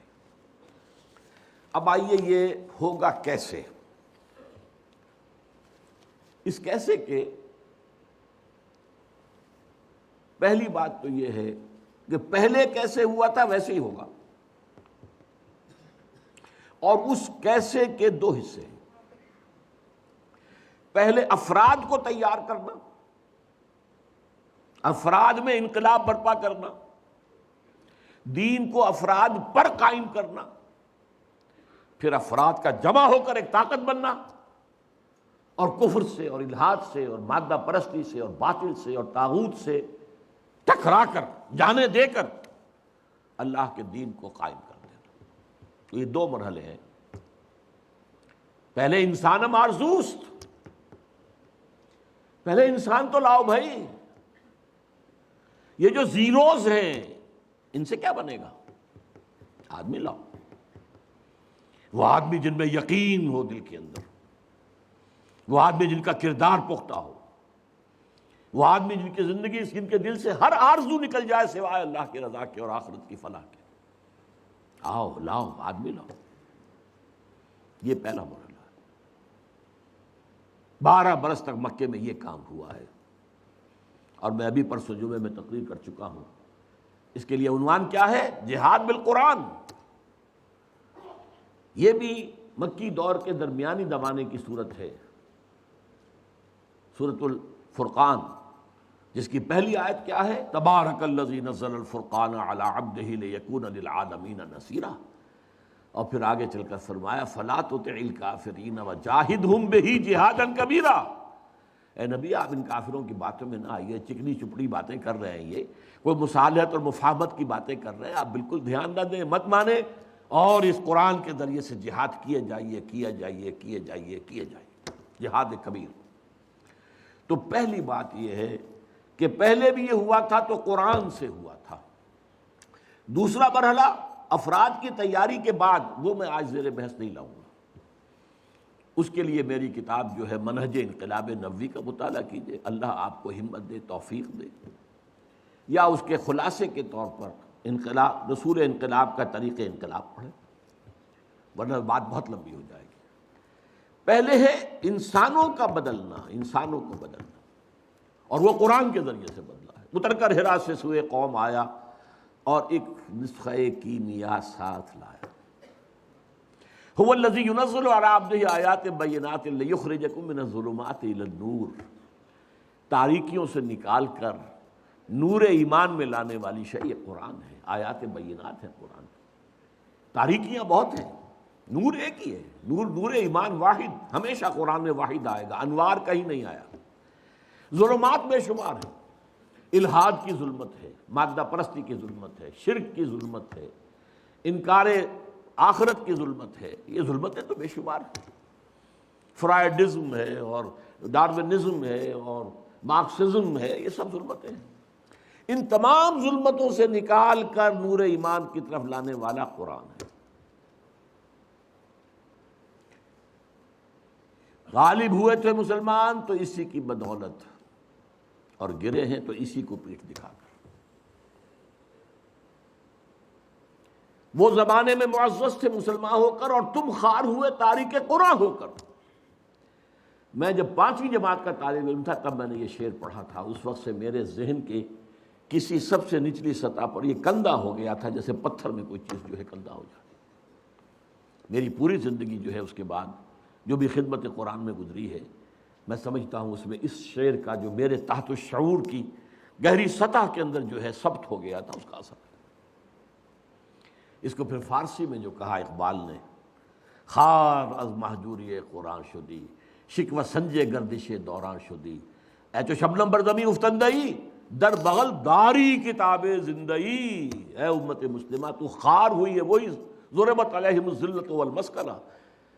قرآن مجید کو چھوڑنے کی وجہ سے تو ذلیل و رسوا ہوئی ہے. خارج محجور یہ قرآن شدی، اور گردش دوران کا شکوہ کرتے ہو خام خواہ. اور اب بھی تمہارے پاس کتاب زندہ موجود ہے. اے تو شبنم بر زمین افتندئی، اے وہ قوم، اے وہ امت جو سب شبنم کی طرح زمین پر پڑی ہوئی ہے اور لوگ اسے اپنے پاؤں تلے روند رہے ہیں، ننگے پاؤں چل رہے ہیں گھاس پر تاکہ شبنم سے ان کے پاؤں جو ہیں وہ نم ہوں. شبنم کے موتیوں کو توڑ رہے ہیں وہ اپنے پاؤں سے. اے تو شبنم بر زمین افتندئی، در بغل داری کتاب زندئی. تو عروج پر، بام عروج پر پہنچایا عربوں کو قرآن نے. زوال کیوں ہوا امت کا؟ قرآن کو چھوڑ کر. اب اس کو سمجھیے، اس کا تجزیہ کیجئے. ہم یہ بھی کہہ سکتے ہیں کہ ہمارا زوال ہوا ضعف ایمان کے باعث، اور ضعف ایمان کا سبب قرآن سے دوری. اس لیے کہ ایمان حقیقی، قلبی یقین والا ایمان، اس کا منبع اور سرچشمہ صرف اور صرف قرآن. اچھا ایسا ہوا کیوں؟ یہ جو باتیں اب میں آپ کو بتا رہا ہوں یہ میری ایک اور کتاب کے مباحث ہے، دعوت رجوع القرآن کا منظر اور پس منظر. وہ تو میں آج یہاں چاہتا تھا کہ یہاں پہ لایا جائے تاکہ آپ لوگ اس کتاب کو فوری طور پر خرید لیں، لیکن یہ ہے کہ معلوم ہوا کہ ہمارے ہاں آؤٹ آف سٹاک ہے، اس وقت وہ کتاب ہے نہیں. مجھے افسوس ہوا. بہرحال قرآن سے دوری کیوں ہوئی؟ اس کے دو سبب تھے جس کے آغاز میں ہوئے. پہلا نیچرل تھا.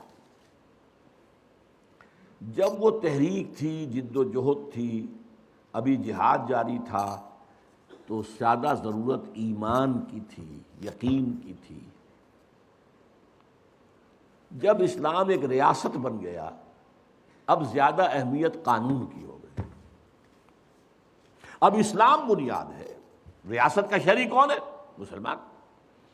ایمان تو دل کی ایک شے ہے نا، چھپی ہوئی شے ہے، وہ نہ گنتی میں آئے نہ تول میں آئے. ایمان پر سے توجہ ہٹی، اسلام پر جم گئی. قرآن پر سے توجہ ہٹی اور فقہ اور حدیث پر جم گئی. قانون شریعت کے اصل منبع، اگرچہ پہلے تو ایسے ہے کہ سب سے پہلی سورس قرآن ہے، یہ قرآن کا تو بہت تھوڑا سا حصہ ہے کہ جو فقہی مباحث پر مشتمل ہے. ساری آیتیں جمع کرنے قرآن کی جن کا تعلق قانون شریعت سے ہو تو وہ ایک پارہ بنے گا بمشکل. باقی اصل جو شریعت کے منبع ہیں وہ تو حدیث ہے، پھر اس پر قیاس ہے، غور و فکر ہے، اجتہاد ہے، سوچ بچار ہے. یہ تو توجہ جو ہے ہٹ گئی، شفٹ آف ایمفیسس، ایمان سے ہٹ کر اسلام پر، قرآن سے ہٹ کر حدیث اور فقہ پر. اور دوسرا ایک منفی پہلو بھی تھا. جب ملوکیت آ گئی، سرمایہ داری آ گئی، لوگوں نے یہ سمجھا، سرمایہ داروں نے، بادشاہوں نے، یہ قرآن بند ہی رہے تو بہتر ہے، ورنہ اس میں لوگوں کو ہماری شکلیں نظر آ جائیں گی. یہ ابو لہب کا کردار ہم نے جو اپنایا ہوا ہے، الذی جمع مالا وعددہ یحسب ان مالہ اخلدہ. یہ جو قرآن کنڈیم کرتا ہے، جو ملوکیت کو ختم کرتا ہے، اگر یہ عام ہو، لوگوں کی توجہ اس پر مرکوز ہو، تو لوگ تو پھر ہمارے در پہ ہو جائیں گے، غریبانوں پر ہمارے ہاتھ آ جائیں گے. تو بند ہی رہے تو اچھا، بھائی پڑھ کر صرف ثواب لے لیا کرو بس. اور آج ہماری ایک بہت بڑی تحریک تبلیغی جماعت جو اسی کی دائی ہے، قرآن کا ترجمہ مت کرو. وہ علماء کریں گے جو 14 سال کی تعلیم حاصل کریں گے، وہ کریں گے، تمہارا کام نہیں ہے. تم صرف قرآن پڑھ کر، یا پھر ٹھیک ہے 14 سال کی تعلیم حاصل کرو، ورنہ فتویٰ لینا ان سے لے لو، باقی تمہیں قرآن سے کیا سروکار ہے، گمراہ ہو جاؤ گے. یہ فلسفہ باقاعدہ عام کیا گیا. اور تیسرا سبب ایک طبعی صبر تھا. عربی زبان یوں سمجھیے کہ یہ جزیرہ نمائے عرب ہے، اس سے اسلام جب نکلا تو مشرق میں بھی گیا، مغرب میں بھی گیا. شمال میں زیادہ نہیں ہوئی پیش قدمی، اس لیے کہ کوہ قاف آ گیا، کوکیشین ماؤنٹینز جو ہیں وہ رکاوٹ بن گئے. لیکن مشرق، عراق سے ہو کر ایران، ایران سے پھر خراسان، ادھر شام سے ہو کر پھر صحرائے سینا سے گزر کر پھر یہ مصر ہے اور لیبیا ہے اور یہ ہے اور وہ ہے، اٹلانٹک تک۔ اب ایک بڑا باریک فرق ہے، اس میں ذرا غور کریں۔ عربی زبان مشرق کی طرف نہیں جا سکی، اسلام تو گیا، عربی زبان نہیں گئی، اس لیے کہ پرشین لینگویج بہت مضبوط زبان تھی، پرشین کلچر بہت مضبوط کلچر تھا، عربی اس کو ڈسپلیس نہیں کر سکی، ریپلیس نہیں کر سکی۔ چنانچہ ان تمام علاقوں کے اندر سرکاری زبان فارسی رہی ہے۔ ہمارے ہاں مغلوں کی زبان فارسی، اس سے پہلے جو خاندان غلامہ اور خاندان جو بھی تھے، لودھی تھے، خلجی تھے، فلاں تھے، سب فارسی، سرکاری زبان فارسی، عربی کا سروکار ہی نہیں۔ یہ خاص طور پر ہمارے مشرقی ممالک کی محرومی کا سبب بن گیا۔ مغرب میں ثقافتی اعتبار سے خلا تھا، خلا کو عربی نے پر کر لیا۔ پورا شمالی افریقہ عرب ہے، عرب بولتے ہیں۔ اس حقیقت کو ذہن میں رکھیے تو ہمارا خاص طور پر، اور جو ہمارا اس وقت کا موضوع ہے مشرقی ممالک، جو مشرقی ممالک تھے وہ عربی سے محروم رہے۔ یہاں عربی زبان صرف علماء، اور وہ بھی عربی زبان میں قرآن سے اتنا ان کو دلچسپی نہیں تھی جتنی فقہ سے اور حدیث سے، بلکہ حدیث سے بھی بہت کم، فقہ ہی فقہ تھی۔ اب ایک اور تاریخی جو ہے ذرا جائزہ لے لیجئے۔ دیکھیے بر عظیم پاک و ہند میں پہلے اسلام آیا تھا سن 92-93 ہجری میں، 712-713 عیسوی، محمد بن قاسم کے زیر قیادت۔ یہ خالص عربی اسلام تھا، ابھی نہ فقہ تھی، نہ حنفی، نہ مالکی، نہ شافعی، کچھ نہیں تھا، نہ معتزلی تھے، نہ کچھ اور تھے، یہ سب ایک ہی عرب اسلام تھا، اس میں عجم کا کوئی دخل ہی نہیں، لیکن یہ بہت شارٹ لیوڈ رہا۔ پھر جو اسلام یہاں آیا ہے شمال مغربی دروں سے، درہ خیبر سے اور درہ گومل سے اور درہ ٹوچی سے، یہ جو اسلام آیا ہے 300 برس بعد آیا ہے۔ پھر اس اسلام میں دو چیزیں پیوست تھیں، حنفیت کٹر، حنفیت ہی اسلام ہے گویا، باقی تو گویا اسلام ہے ہی نہیں، اور تصوف جس کے اندر کے وحدت الوجودی، بلکہ یہاں تک کہ عوامی سطح پر ہمہ استی تصورات تھے۔ پاک ہندوستان کی تقدیر بنا ہے وہ اسلام، عربی زبان صرف علماء یا پھر فقہ جو ہے قاضی بھی ہوتے تھے، چاہے مسلمانوں کی حکومت تھی، نظام اسلامی نہیں تھا سیاسی، قانون تو اسلامی نافذ تھا نا، شریعت تو نافذ تھی، تو قاضی چاہیے تھے، میجسٹریٹس، مفتی چاہیے تھے، لیگل ایکسپرٹس، خطیب چاہیے تھے، یہ سب فقہ پڑھتے تھے۔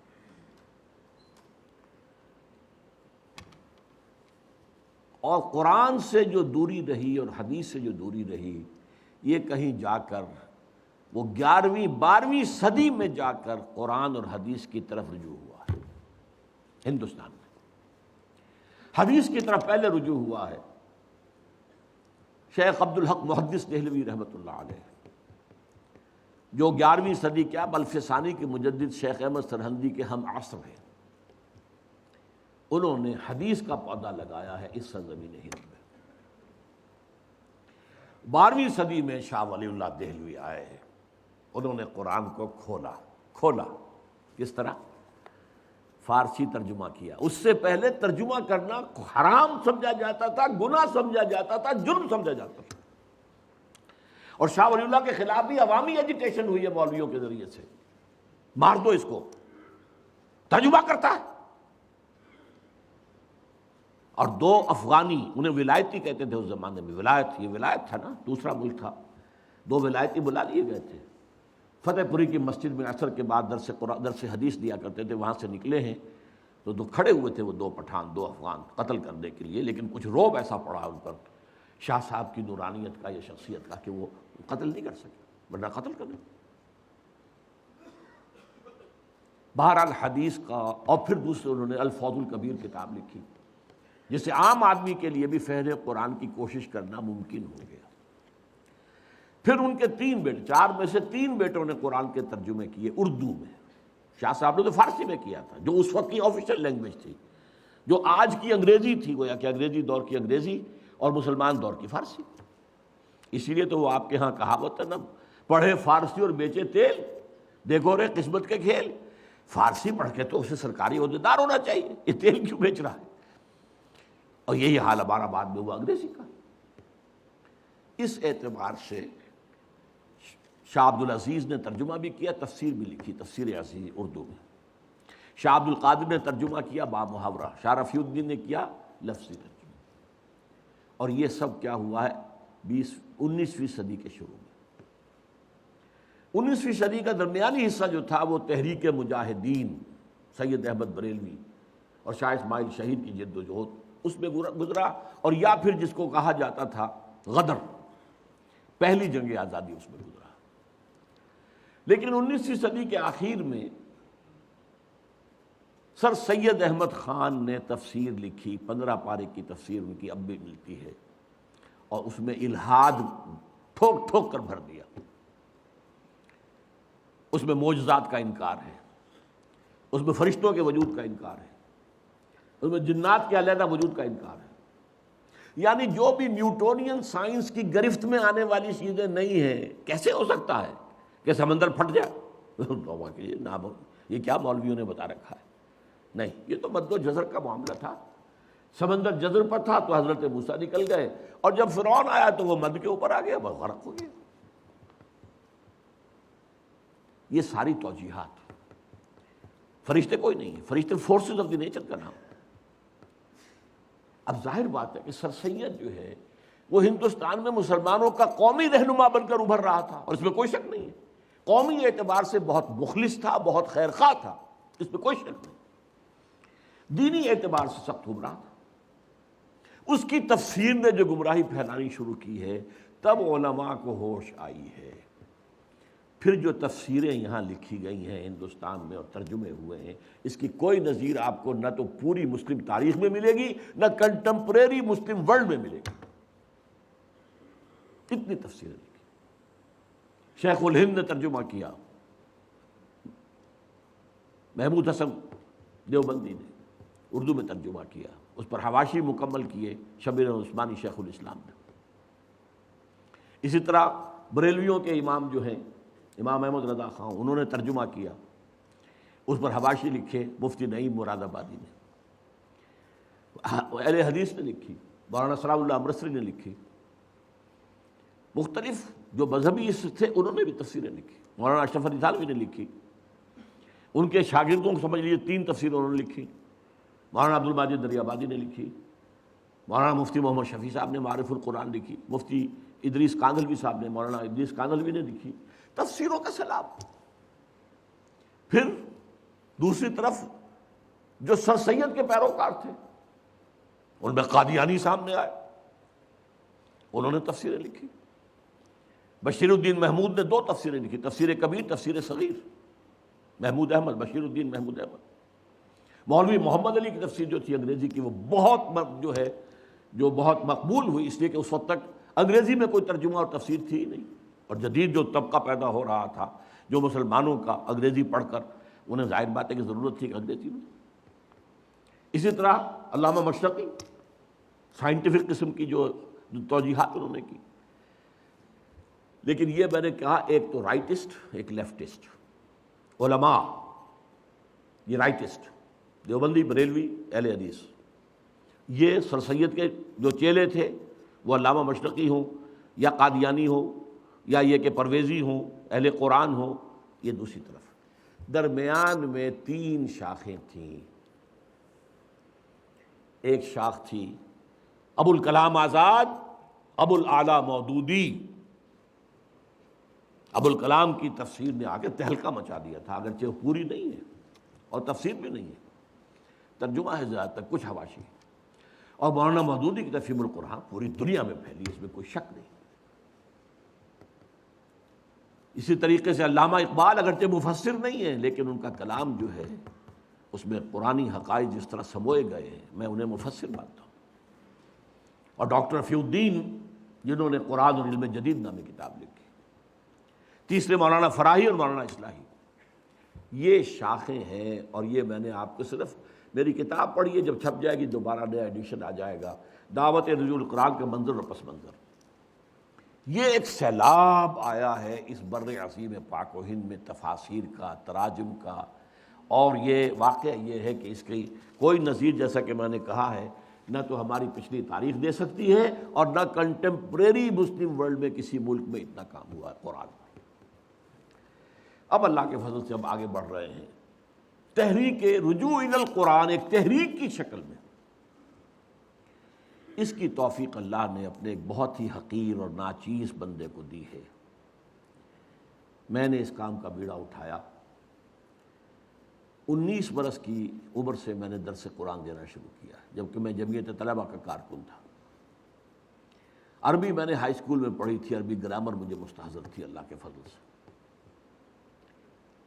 اور اس کے بعد سے لے کر آج تک میں درس قرآن کا کام کرتا ہوں، ایک تحریک کی شکل میں ہے۔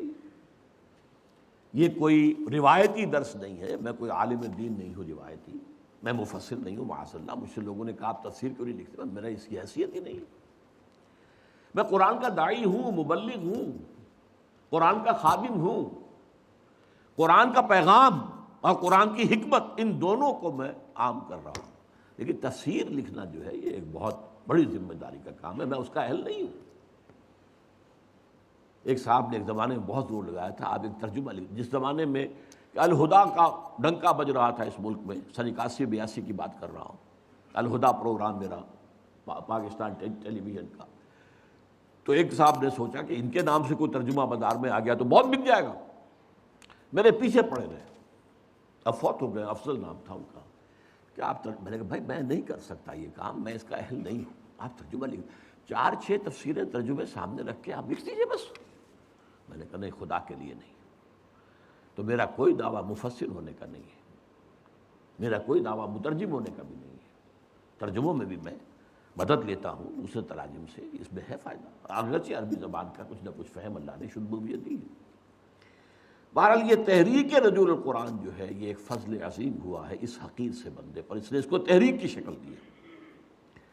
اچھا، اس میں جو ہے دیکھیے جو چیزیں لڑیاں میں نے گنوائی ہیں، رائٹ، لیفٹ، سینٹر، ان میں سے 4 کو الحمدللہ الحمدللہ الحمدللہ اللہ کا فضل ہے، اس نے میری ذات میں جمع کر دیا۔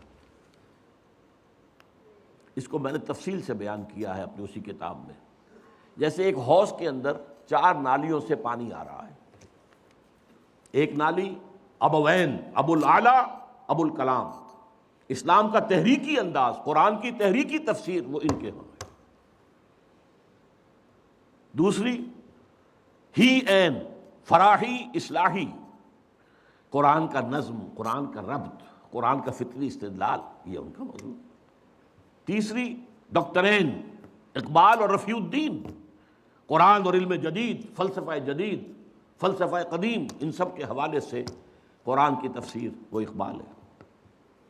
اور شیخین، میرے 2 شیخ ہیں، شیخ الہند جنہیں میں 14ویں صدی ہجری کا مجدد اعظم سمجھتا ہوں، محمود حسن دیوبندی، جن کا ترجمہ اور پہلے 5 پاروں کے حواشی بھی ان کے اپنے لکھے ہوئے، تفسیر عثمانی کہلاتی ہے، اس لیے کہ باقی 25 پاروں کے حواشی جو ہیں وہ شیخ الاسلام، پاکستان کے واحد شیخ الاسلام ہیں، اور شاید اسی لیے ہے کہ میں شیخین کہہ سکوں، میرے 2 شیخین ہیں، 2 ابوین ہیں، 2 دکترین ہیں، 2 ہیین ہیں۔ ان 4 نالیوں سے، 4 پائپ سے میری حوضی کے اندر پانی آیا۔ اس پر اضافہ جو ہے یہ کہ اللہ نے مجھے منطقی ذہن دیا تھا، میں نے منطق پڑھی کبھی نہیں، اور میری تعلیم میں سائنس کا بیک گراؤنڈ شامل ہو گیا، ان سب کے اثر بھی ہوا۔ پھر اب دیکھیے، گن لیجئے، صرف وقت نہیں ہے میرے پاس، تیزی سے ختم ہو رہا ہے۔ عوامی درس قرآن جس کا ذکر کیا شیخ الہند نے 1920 میں، وہ اللہ نے ہمارے ذریعے سے کروایا، 500 700 درس قرآن کے اندر اتوار کی صبح کو لوگ جمع ہوتے رہے۔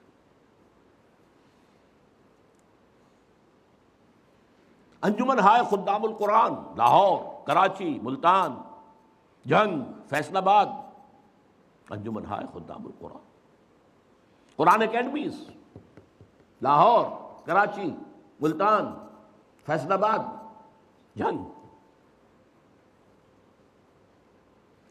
قرآنی تربیت گاہیں، 1 مہینے کی، 7 دن کی، 20 دن کی، 2 ہفتے کی تربیت گاہیں، کبھی کوئٹہ میں ہو رہی ہے، کبھی اسلام آباد میں ہو رہی ہے، کبھی کراچی میں ہو رہی ہے تربیت گاہیں۔ پھر تراویح کے ساتھ ترجمہ قرآن، یہ طرز خاص ہے، ایجاد میری، اس کا تصور نہیں کیا جا سکتا تھا کہ 5 5 گھنٹے 5:30، اور شروع میں نے جب کیا تھا 6 گھنٹے لگتے تھے جبکہ تراویح ختم ہوتی تھی اور عشاء کی نماز۔ پھر فیلوشپ اسکیم شروع کی، پھر 1 ایئر کورس شروع کیا۔ پڑھے لکھے لوگ جو ہے ایم ایس سی ہیں، بی ایس سی ہیں، یہ ہیں، پی ایچ ڈی ہیں، ڈاکٹر ہیں، انجینئر ہیں، یہ آئیں اور 1 سال لگائیں، یا اب ہم نے اسے 9 مہینے کا کیا ہوا ہے، اور یہاں عربی پڑھیں، قرآن پڑھیں۔ الحمدللہ اس سے بھی اب بے شمار لوگ نکل چکے ہیں۔ پھر یہ ہے کہ ایک بڑی ٹیم اب تیار ہو چکی ہے جو اعلیٰ تعلیم یافتہ لوگ ہیں، ایسے نہیں ہیں، انجینئر ہیں، ڈاکٹرز ہیں، ایم ایز ہیں، ایم ایس سیز ہیں، پی ایچ ڈیز ہیں، وہ اب درس قرآن دے رہے ہیں۔ گئے دن کے تنہا تھا میں انجمن میں، یہاں اب میرے راستہ اور بھی۔ ٹی وی کا پروگرام 15 مہینے تک، ویسے تو یہ کہ پروگرام میرا وہ تقریباً 3 سال تک چلا ہے، رمضان میں چلا، پھر وہ بھی ہوا، لیکن پھر 15 مہینے الہدیٰ۔ اور اب جو کچھ ہو رہا ہے، اب پوری دنیا میں ڈنکا بج رہا ہے۔ 1998 کا میرا بیان القرآن جو ہے تراویح کے ساتھ کیا ہوا، اب وہ ARY کے ذریعے سے، اسلام چینل کے ذریعے سے، اور نہ معلوم کتنے اور چینل ہیں، لندن بیس چینل ہیں، اس پر چل رہے ہیں، پوری دنیا سے اس کے اندر ڈنکا بج رہا ہے۔ اب یہاں نوٹ کیجئے وہ آیات جو میں نے شروع میں پڑھی تھی، کیا یہ سب کچھ بیکار جائے گا؟ کیا اس کا کوئی نتیجہ نکلے گا؟ نہیں۔ اتنی بڑی قرآنی تحریک کا، پھر میں کہوں گا پوری اسلامی تاریخ کے اندر کوئی مثال نہیں ہے، یہ میں اپنے کسی ذوق اور تکبر کی وجہ سے نہیں کہہ رہا ہوں، حقائق ہیں جو بیان کر رہا ہوں۔ اما بنعمت ربک فحدث، عوامی سطح پر یہ تحریک ہے۔ تو علماء جو ہے اپنے مدرسوں میں وہ بھی تھوڑا بہت قرآن پڑھتے تھے، باقی سارا جو ہے زور ان کا جو ہے وہ فقہ پر یا کچھ حدیث پر، بس قرآن پر تو نہیں تھا۔ بہرحال میں نے آپ کو وہ آیات سنائی، طٰہٰ ما انزلنا الیک القرآن لتشقیٰ، آپ ناکام نہیں ہوں گے، قرآن آپ پر اس لیے نازل نہیں کیا گیا۔ وبالحق انزلناہ وبالحق نزل وما ارسلناک الا مبشرا ونذیرا انہ لقول فصل وما هو بالہزل انہم یکیدون کیدا واکید کیدا۔ اور حدیث نبوی، ان اللہ یرفع بہذا الکتاب اقواما ویضع بہ آخرین۔ اب اس جو بھی جد و جہد یہاں ہوئی ہے اللہ کے فضل و کرم سے، اس کا ایک تو خاکم بدہن منفی نتیجہ نکلنے کا اندیشہ ہے پاکستان کے حق میں۔ جتنے بڑے پیمانے پر یہ دعوت رجوع القرآن اس ملک میں چلی ہے، اور پھر بھی یہاں عوام کے اندر کوئی اسلامی تحریک برپا نہیں ہو سکی، عوام کا رخ نہیں ہوا، علماء نے نہ ریکگنائز کیا، نہ توجہ دی، نہ تائید کی، نہ تحسین کی، مخالفت کی۔ میں یہاں سورہ سجدہ کی آیت سنا رہا ہوں آپ کو، وَمَنْ أَظْلَمُ مِمَّنْ ذُكِّرَ بِآيَاتِ رَبِّهِ ثُمَّ أَعْرَضَ عَنْهَا إِنَّا مِنَ الْمُجْرِمِينَ مُنْتَقِمُونَ۔ ان سے بڑھ کر ظالم اور کون ہوگا جنہیں اللہ کی آیات کے ذریعے سے تذکیر کرائی گئی ہو۔ میں نے وعظ نہیں کہے ہیں، میں نے آیات الہی کا درس دیا ہے، میں نے آیات الہی کے ذریعے سے فذکر بالقرآن من یخاف وعید۔ تو ان سے بڑھ کر ظالم کون ہوگا جنہیں اللہ کی آیات، ان کے رب کی آیات کے ذریعے سے تذکیر کرائی گئی ہو، پھر بھی ثم اعرض عنہا، پھر بھی ان سے اعراض کیا ہو۔ اور بڑے سخت الفاظ ہیں، انا من المجرمین منتقمون، ہم ایسے مجرموں سے تو انتقام لے کر رہیں گے۔ اللہ ہمیں اپنی پناہ میں رکھ لے، ہمیں معاف کر دے۔ اور دوسری بات، وَإِن يَكْفُرْ بِهَا هَؤُلَاءِ فَقَدْ وَكَّلْنَا بِهَا قَوْمًا لَيْسُوا بِهَا بِكَافِرِينَ۔ یہ بھی حضور کی دلجوئی کے لیے آیت نازل ہوئی تھی سورہ انعام میں، اے نبی اگر آپ کی اس قوم نے اس قرآن کی ناقدری کی ہے، 10 برس میں آپ کو 100 آدمی ملے یہاں صرف ناقدری کی ہے۔ ان یکفر بہا ہؤلاء، یہ آپ کی قوم، فقد وکلنا بہا قوما، ہم نے اس قرآن کے لیے ایک قوم کو تیار کر رکھا ہے، اس کے سپرد کی ہوئی ہے خدمت۔ لیسوا بہا بکافرین، وہ کافر نہیں ہوں گے وہ اس کی ناقدری نہیں کریں گے۔ اور تاریخ نے ثابت کیا وہ سرزمین مدینے کی تھی، حضور کا قدم مبارک پہنچا بھی نہیں اور اسلام وہاں پہنچ گیا۔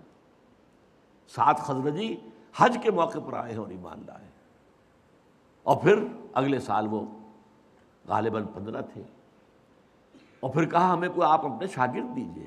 حضور کا قدم نہیں پہنچا وہاں، کہاں یہ کہ 10 برس ہو گئے مکے میں بنفس نفیس دعوت دے رہے ہیں محمد رسول اللہ صلی اللہ علیہ وسلم۔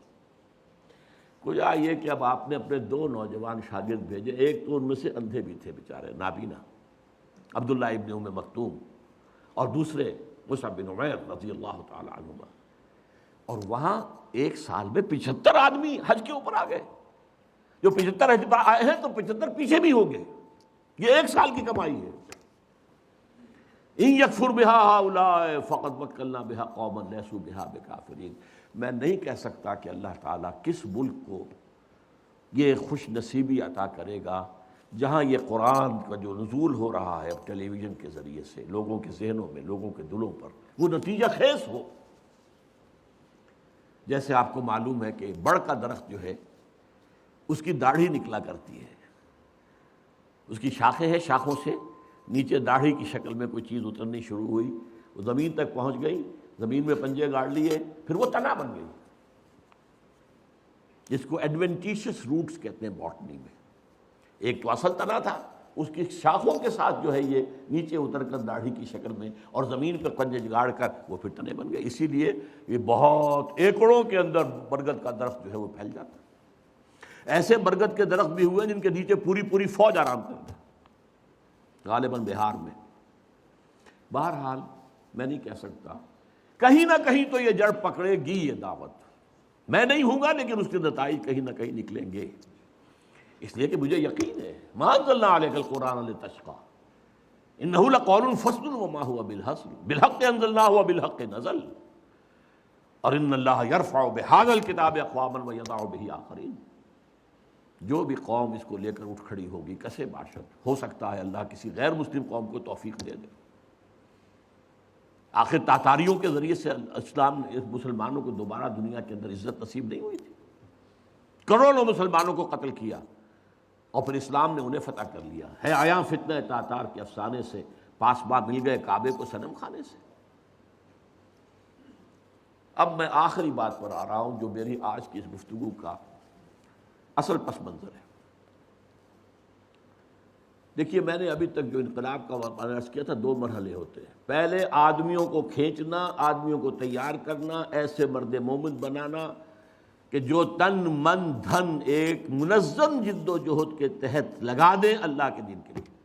پھر اس کے مرحلے ہیں، وہ پھر میں جیسا کہ میں نے عرض کیا یا منہج انقلاب نبوی پڑھیے اور یا کم سے کم رسول انقلاب کا طریق انقلاب۔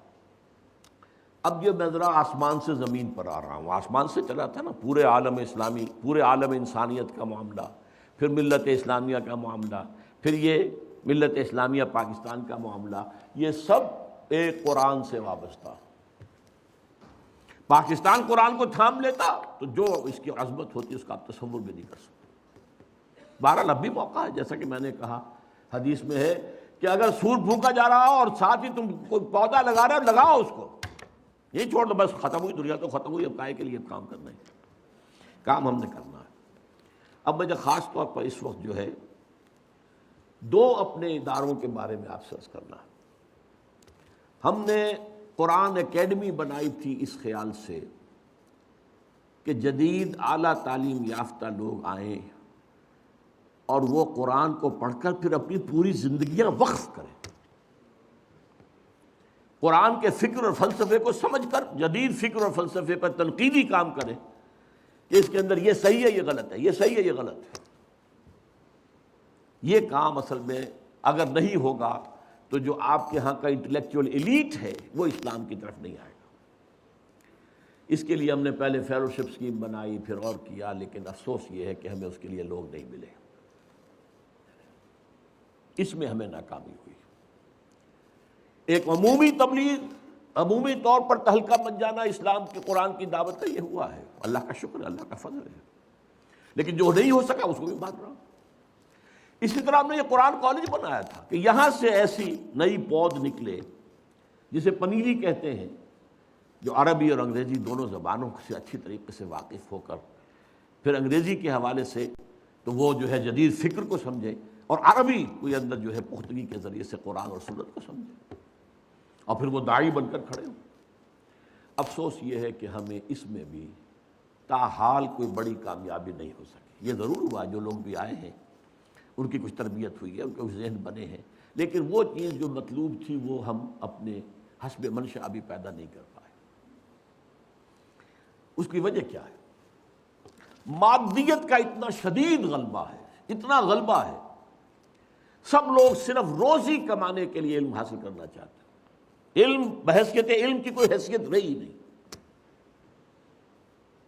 ڈاکٹری تھی کسی زمانے میں، انجینئرنگ تھی کسی زمانے میں، پھر ایم بی اے آیا، پھر یہ کمپیوٹر آیا، آئی ٹی آیا، پیسے تو وہاں ملتے ہیں، اسٹریٹ آف 15,000 20,000 کی تنخواہ مل جاتی ہے، اور مادیت کا غلبہ ہے۔ حصول تعلیم کا مقصد ہی صرف ایک ہے، دنیا حاصل کرنا، اچھے سے اچھے معیار پر زندگی گزارنا، یہ مقصد۔ تو مادیت کا غلبہ، چنانچہ بہت سی یونیورسٹیوں میں فلسفے کے شعبے ختم ہو رہے ہیں، ہیومینٹیز کے پڑھنے والے نہیں ہیں، کون پڑھے؟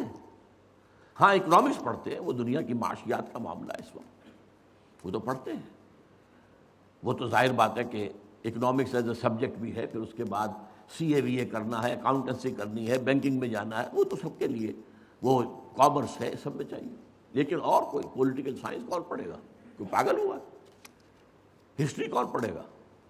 فلسفہ کون پڑھے گا؟ وہ تو مہا پاگل ہوگا جو فلسفہ پڑھے گا۔ یہ حال ہے جس کی وجہ سے ہم تاحال کچھ ناکام رہے۔ بہرحال اس وقت ایک تو مجھے یہ اعلان کرنا ہے کہ 1 ایئر کورس جو ہے وہ اب دوبارہ جو ہے، جو ہر سال ہمارا شروع ہوتا ہے 1 سپٹمبر سے، اب پھر وہ آ گیا ہے۔ جو لوگ بھی اعلیٰ تعلیم یافتہ ہیں لیکن عربی سے ناواقف، جنہیں میں کہتا ہوں پڑھے لکھے جاہل، ایک طرف ایم ایس سی ہے، پی ایچ ڈی ہے، دوسری طرف قرآن ناظرہ بھی نہیں پڑھ سکتے، جاہل ہو گئے کہ نہیں؟ پڑھے لکھے جاہل، ان کے لیے ہم نے یہ انتظام کیا ہوا ہے کہ وہ آئیں، 9 مہینے لگائیں ڈٹ کر، صبح 8 بجے سے لے کر 1 بجے تک باقاعدہ تعلیم ٹھوس، اور پھر شام کو بھی کام کرنا پڑے گا تب آگے چل سکیں گے، ورنہ نہیں۔ یہ ہمہ وقت جاب ہے۔ اور دوسری بات جس کے لیے میں نے خاص طور پر آج آپ سے ایک یہ ہینڈ بل بھی تقسیم ہو گیا ہے آپ کو، اب اس کالج کے نظام کو ہم تبدیل کر رہے ہیں۔ اس کالج میں اب ہم صرف داخلہ دیں گے ان لوگوں کو جو عربی لازماً لیں، اسلامک سٹڈیز لیں، انگریزی تو ہے ہی ہے، لہذا ان کو تیار کیا جائے اس کام کے لیے کہ جو ہمارے پیش نظر ہے۔ یہ تحریک جہاں تک پہنچ چکی ہے، اب ایک نئی ڈائمنشن کے ساتھ ایک نئی تعداد کے اندر لوگ جو ہے وہ ابھریں اور وہ اس کام کو کریں۔ تو یہ لیفلیٹ آپ کے پاس ہے، یہ میں چاہتا ہوں کہ میرے ساتھ آپ اس کو پڑھ لیں، نکال لیجئے اپنی جیبوں سے، میں پڑھوں گا آپ بھی دیکھتے جائیے۔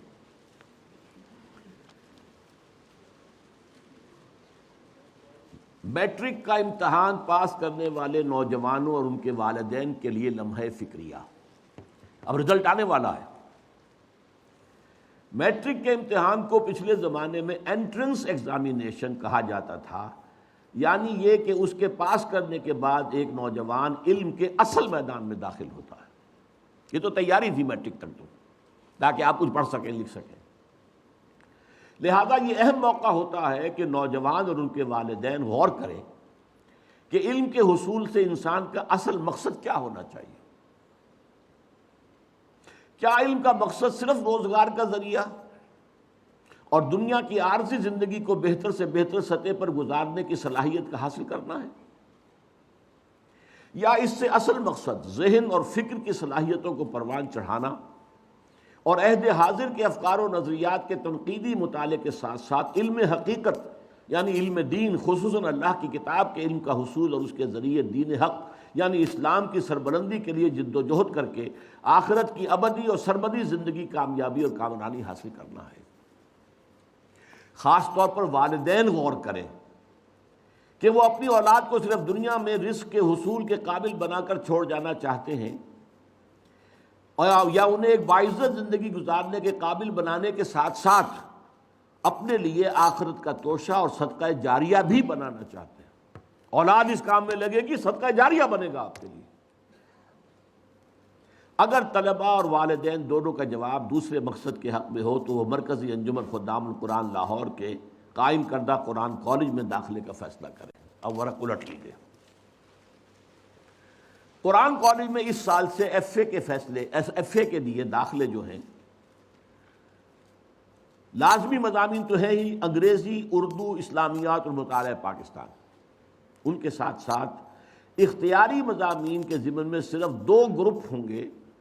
ایک وہ ہے جن میں عربی، اسلامیات اور سیاسیات کے ضمن میں شہریت، سیوکس، پولیٹیکل سائنس بنتا ہے پھر آگے جا کر یہ، اور دوسرا گروپ ہوگا عربی، اقتصادیات اور اقتصادیات کے گہرے فہم کے لیے ریاضی۔ یہ 2 گروپ ہوں گے تاکہ ایک جانب طلبہ کی انگریزی اور عربی زبانوں کی بنیاد پختہ ہو جائے، چنانچہ عربی کے ذریعے علم دین کے اصل سرچشموں قرآن اور حدیث تک رسائی حاصل کر سکے، اور انگریزی کے ذریعے عہد حاضر کے خیالات اور نظریات سے بحثیت مجموعی بہرور ہو سکے۔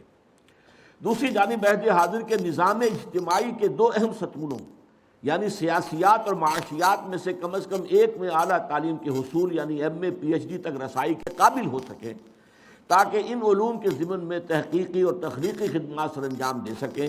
ان امتحانی مضامین کے علاوہ انشاءاللہ تمام طلباء کو کمپیوٹر کے استعمال کے قابل بھی بنایا جائے گا، اور معاشیات کے طلباء کے لیے شماریات کی کوچنگ بھی ہوگی۔ یہ امتحانی مضمون نہیں ہوگا لیکن کوچنگ ہوگی۔ اب میں نے ایک بات ذہن میں رکھ رہا ہوں کہ یہ نہ سمجھیے کہ اس کا مطلب یہ ہے کہ دنیا سے کنارہ کشی کی دعوت دے رہا ہوں اور کوئی آگے کیریئر ان کا دنیا میں ہوگا ہی نہیں۔ اس نظام کے تحت بی اے ایم اے کرنے والے طلباء کے لیے معاش کے ضمن میں حسب ذیل راستے کھلے ہوں گے۔ نمبر 1، اولین اور حلال ترین ذریعہ تعلیم و تدریس، جس سے نبی اکرم صلی اللہ علیہ وسلم کے ساتھ بھی ایک نسبت قائم ہوتی ہے، اس لیے کہ آپ نے فرمایا ہے کہ انما بعثت معلما، مجھے معلم بنا کر بھیجا گیا ہے۔ کالجوں میں پڑھائیے، یونیورسٹیوں میں پڑھائیے، حلال ترین ذریعہ روزی ہے، اس میں حرام کا کوئی پہلو ہے ہی نہیں، اور پھر اس میں وقت ملتا ہے، اتنا فارغ وقت ملتا ہے کہ جس میں آپ دین کی خدمت کا کوئی کام کر سکیں، باقی اور چیزوں میں پھر وہ وقت نہیں ملتا۔ دوسرا یہ کہ ایل ایل بی اور ایل ایم ایم کر کے پیشہ وکالت اختیار کیا جا سکتا ہے۔ اس ضمن میں واضح رہے کہ علامہ اقبال اور قائد اعظم دونوں ہی پیشے کے اعتبار سے وکیل تھے۔ علامہ اقبال کیا تھے؟ وکیل۔ قائد اعظم کیا تھے؟ وکیل۔ اور دنیا میں سیاسی اور معاشی نظام بنانے اور چلانے والے اکثر وکیل ہوتے ہیں یا سوشل سائنسز کے فارغ۔ یہ جو فزیکل سائنسز ہیں وہ تو ان کے خادم ہوتے ہیں۔ وہ ایٹم بم بنا دیں گے، استعمال تو کرے گا صدر امریکہ۔ وہ کون ہے؟ وہ سائنسدان ہے۔ نظام کون بناتے ہیں؟ وہ تو ہیومینٹیز کے پڑھے ہوئے لوگ ہوتے ہیں، لا کے پڑھے ہوئے لوگ ہوتے ہیں، وہ لوگ ہوتے ہیں جو نظام چلاتے ہیں، بناتے ہیں۔ یہ سائنٹسٹ تو سب سرو کرتے ہیں، یہ کام کرتے ہیں، چیزیں بناتے ہیں، استعمال تو وہ کرتے ہیں۔ نمبر 3، سول سروس کے مقابلوں کے امتحانات میں شرکت کے بعد سرکاری ملازمت اور سرکاری عہدیدار ہونے کے ناطے دین کی مؤثر خدمت۔ آپ سرکاری عہدیدار ہیں، کہیں تحصیلدار ہیں، اپنی تحصیل کی مسجد میں خود خطبہ دیں، کیا کیفیت ہوگی اس کی؟ آپ ڈپٹی کمشنر ہیں، ڈی سی او جو کہلاتے ہیں شاید آج کل، آپ وہاں خطبہ دیں، اس کی صلاحیت حاصل کر کے آپ جائیں گے، اس کی کیا تاثیر ہوگی؟ اگر صاحب کردار بھی ہو انشاءاللہ تعالی، جس کے لیے کہ یہاں خصوصی تربیت کا انتظام ہوتا۔ نمبر 4، مندرجہ بالا تینوں صورتیں میں تو دین کی خدمت جز وقتی ہوگی، لیکن اگر اللہ تعالیٰ قبول فرما لے تو رزق کے ضمن میں خالصتاً اللہ پر توکل کرتے ہوئے ہمہ وقت اور ہمتاً اللہ کے دین اور اللہ کی کتاب کی خدمت، جس کے لیے دوسرے خادمان دین کے ساتھ ساتھ انجمن خدام القرآن کے صدر مؤسس اور تنظیم اسلامی کی مثال کو بھی سامنے رکھا بانی تنظیم اسلامی کی مثال کو بھی سامنے رکھا جا سکتا۔ میں نے بھی ظاہر بات ہے 40 برس کی عمر ابھی قبری حساب سے ہوئی تھی، اس کے بعد سے آج تک ایک دن بھی کوئی دنیاوی معاش کے لیے کوئی کام نہیں کیا۔ اللہ نے کھانے کو دیا ہے، رزق اس کے ذمہ۔ میرا کتابچہ اس کے ذمن میں حساب کم و بیش، میں نے کہاں سے کھایا ہے۔ لوگ سوچتے ہیں جب کچھ نہیں کیا تو کہاں سے کھایا، اس کا پورا حساب کتاب میں نے دے دیا۔ چونکہ قرآن کالج اسلامی دعوتی اور تربیتی درسگاہ ہے، لہذا اس میں ذہین اور باصلاحیت اور اچھے نمبروں سے میٹرک کرنے والے مستحق طلباء کو فیس کی معافی کے علاوہ زیادہ غیر مستطیع طلباء کو رہائش اور تعام بھی مفت فراہم کی جائے گی، اور زیادہ نمایاں صلاحیتوں کے حامل لوگوں کو اضافی وظائف بھی دیے جائیں گے۔ اب میں اس میں آپ سے تعاون کی درخواست کرتا ہوں، بلکہ توجہ سے سنیے، میں آپ سے آپ کی اولاد کی بھیک مانگتا ہوں۔ ہر داعی بھکاری ہوتا ہے، اسے لوگ چاہیے آؤ میرا ساتھ دو، ہر داعی بھکاری ہوتا ہے۔ بہرحال بھکاری، ہم تو بھکاری ہیں، اور میں آپ سے اولاد کی بھیک مانگتا ہوں اس کام کے لیے۔ میں نے آج تک اللہ کے فضل سے کسی کے سامنے ہاتھ نہیں پھیلایا، لیکن یہ جھولی پسار رہا ہوں۔ حضور صلی اللہ علیہ وسلم نے جھولی پساری تھی، اے اللہ میری اس جھولی میں عمر بن الخطاب اور عمرو بن ہشام میں سے کسی ایک کو تو ڈال دے، اس کے ذریعے سے اسلام کو قوت اور سپورٹ عطا فرما دے۔ بس میں اس پر آپ حضرات کو، اور اس کے لیے آپ میں سے ہر شخص جائزہ لے اپنے عزیزوں میں سے، جو لوگ بھی میٹرک پاس کر کے آ رہے ہیں، ذہین تر نوجوانوں کو لائیے۔ ہمارے ہاں روایت کیا بنی ہے، جو بیچارہ کوئی نابینا تھا اس کو بٹھا دو وہاں حافظ بنا دو، کہیں اور نہیں چلتا تو حافظ بنا دو۔ بھائی ذہین آدمی چاہیے، یہ دنیا آج جو ہے یہ بات یوں نہیں مانتی، ذہین لوگ۔ اللہ کا شکر ہے بھارت میں بھی اللہ نے پیدا کیا ہے ذاکر نائک، اس کی بات سنی جا رہی ہے، ہندو سن رہے ہیں۔ اسی طریقے سے اب جیسے اللہ نے یہاں اس دعوت قرآنی کو جو ہے وہ ایک کامیابی عطا فرمائی ہے، اور وہ واحد شخص ہے، ذرا نوٹ کیجئے، ٹریلینز آف ڈالرز رکھنے والے عرب حکمرانوں میں سے کسی کو توفیق نہیں ہوئی کہ کوئی تبلیغی ٹیلی ویژن جو ہے اس کا چینل قائم کر دے، لیکن یہ کہ آج تک کسی کو یہ توفیق نہیں ہوئی کہ اسلام کی دعوت و تبلیغ کے لیے قادیانیوں تک نے چینل قائم کیے ہوئے ہیں۔ ان کا جو نام نہاد خلیفہ ہے، اس کا جمعے کا خطبہ پوری دنیا میں سنا جا رہا ہے، مسلمانوں کو توفیق نہیں ہوئی۔ سلطان آف برونائی دنیا کا امیر ترین آدمی، سعودی بادشاہ دنیا کے امیر ترین لوگ، یہ امارات والے جو ہیں کیا کیا کچھ کر رہے ہیں، یہ بھی اللہ نے توفیق دی ہے تو اس بندے کو ذائق نائک، جس کا نام نائک ذاکر نائک ہے، اللہ نے تو کام کی توفیق دینی ہی ہے۔ یہ تو آپ کا اپنا وہ ہے کہ نصیب کیا ہے۔ فشقی و سعید، دو ہی طرح کے لوگ ہوں گے، یا شقی ہوں گے یا سعید ہوں گے۔ سعید وہ ہوں گے جو کلمہ خیر سنیں، قبول کریں اور اس پر عمل کریں، اور شقی وہ ہوں گے جو سب کچھ سن کر سن رہ جائیں۔ تو میں اس میں آپ سے تعاون مانگتا ہوں، آپ سے آپ کی اولاد کی بھیک مانگتا ہوں اس کام کے لیے۔ ان نوجوانوں کو، اور اس لیفلیٹ کو جا کر ذرا دوبارہ اچھی طریقے سے ایک ایک حرف پر دوبارہ غور کرتے ہوئے اس کو پڑھ لیجئے اور اس کے مبلغ بن جائیے۔ اقول قولی ھذا واستغفر اللہ لی ولکم ولسائر المسلمین والمسلمات۔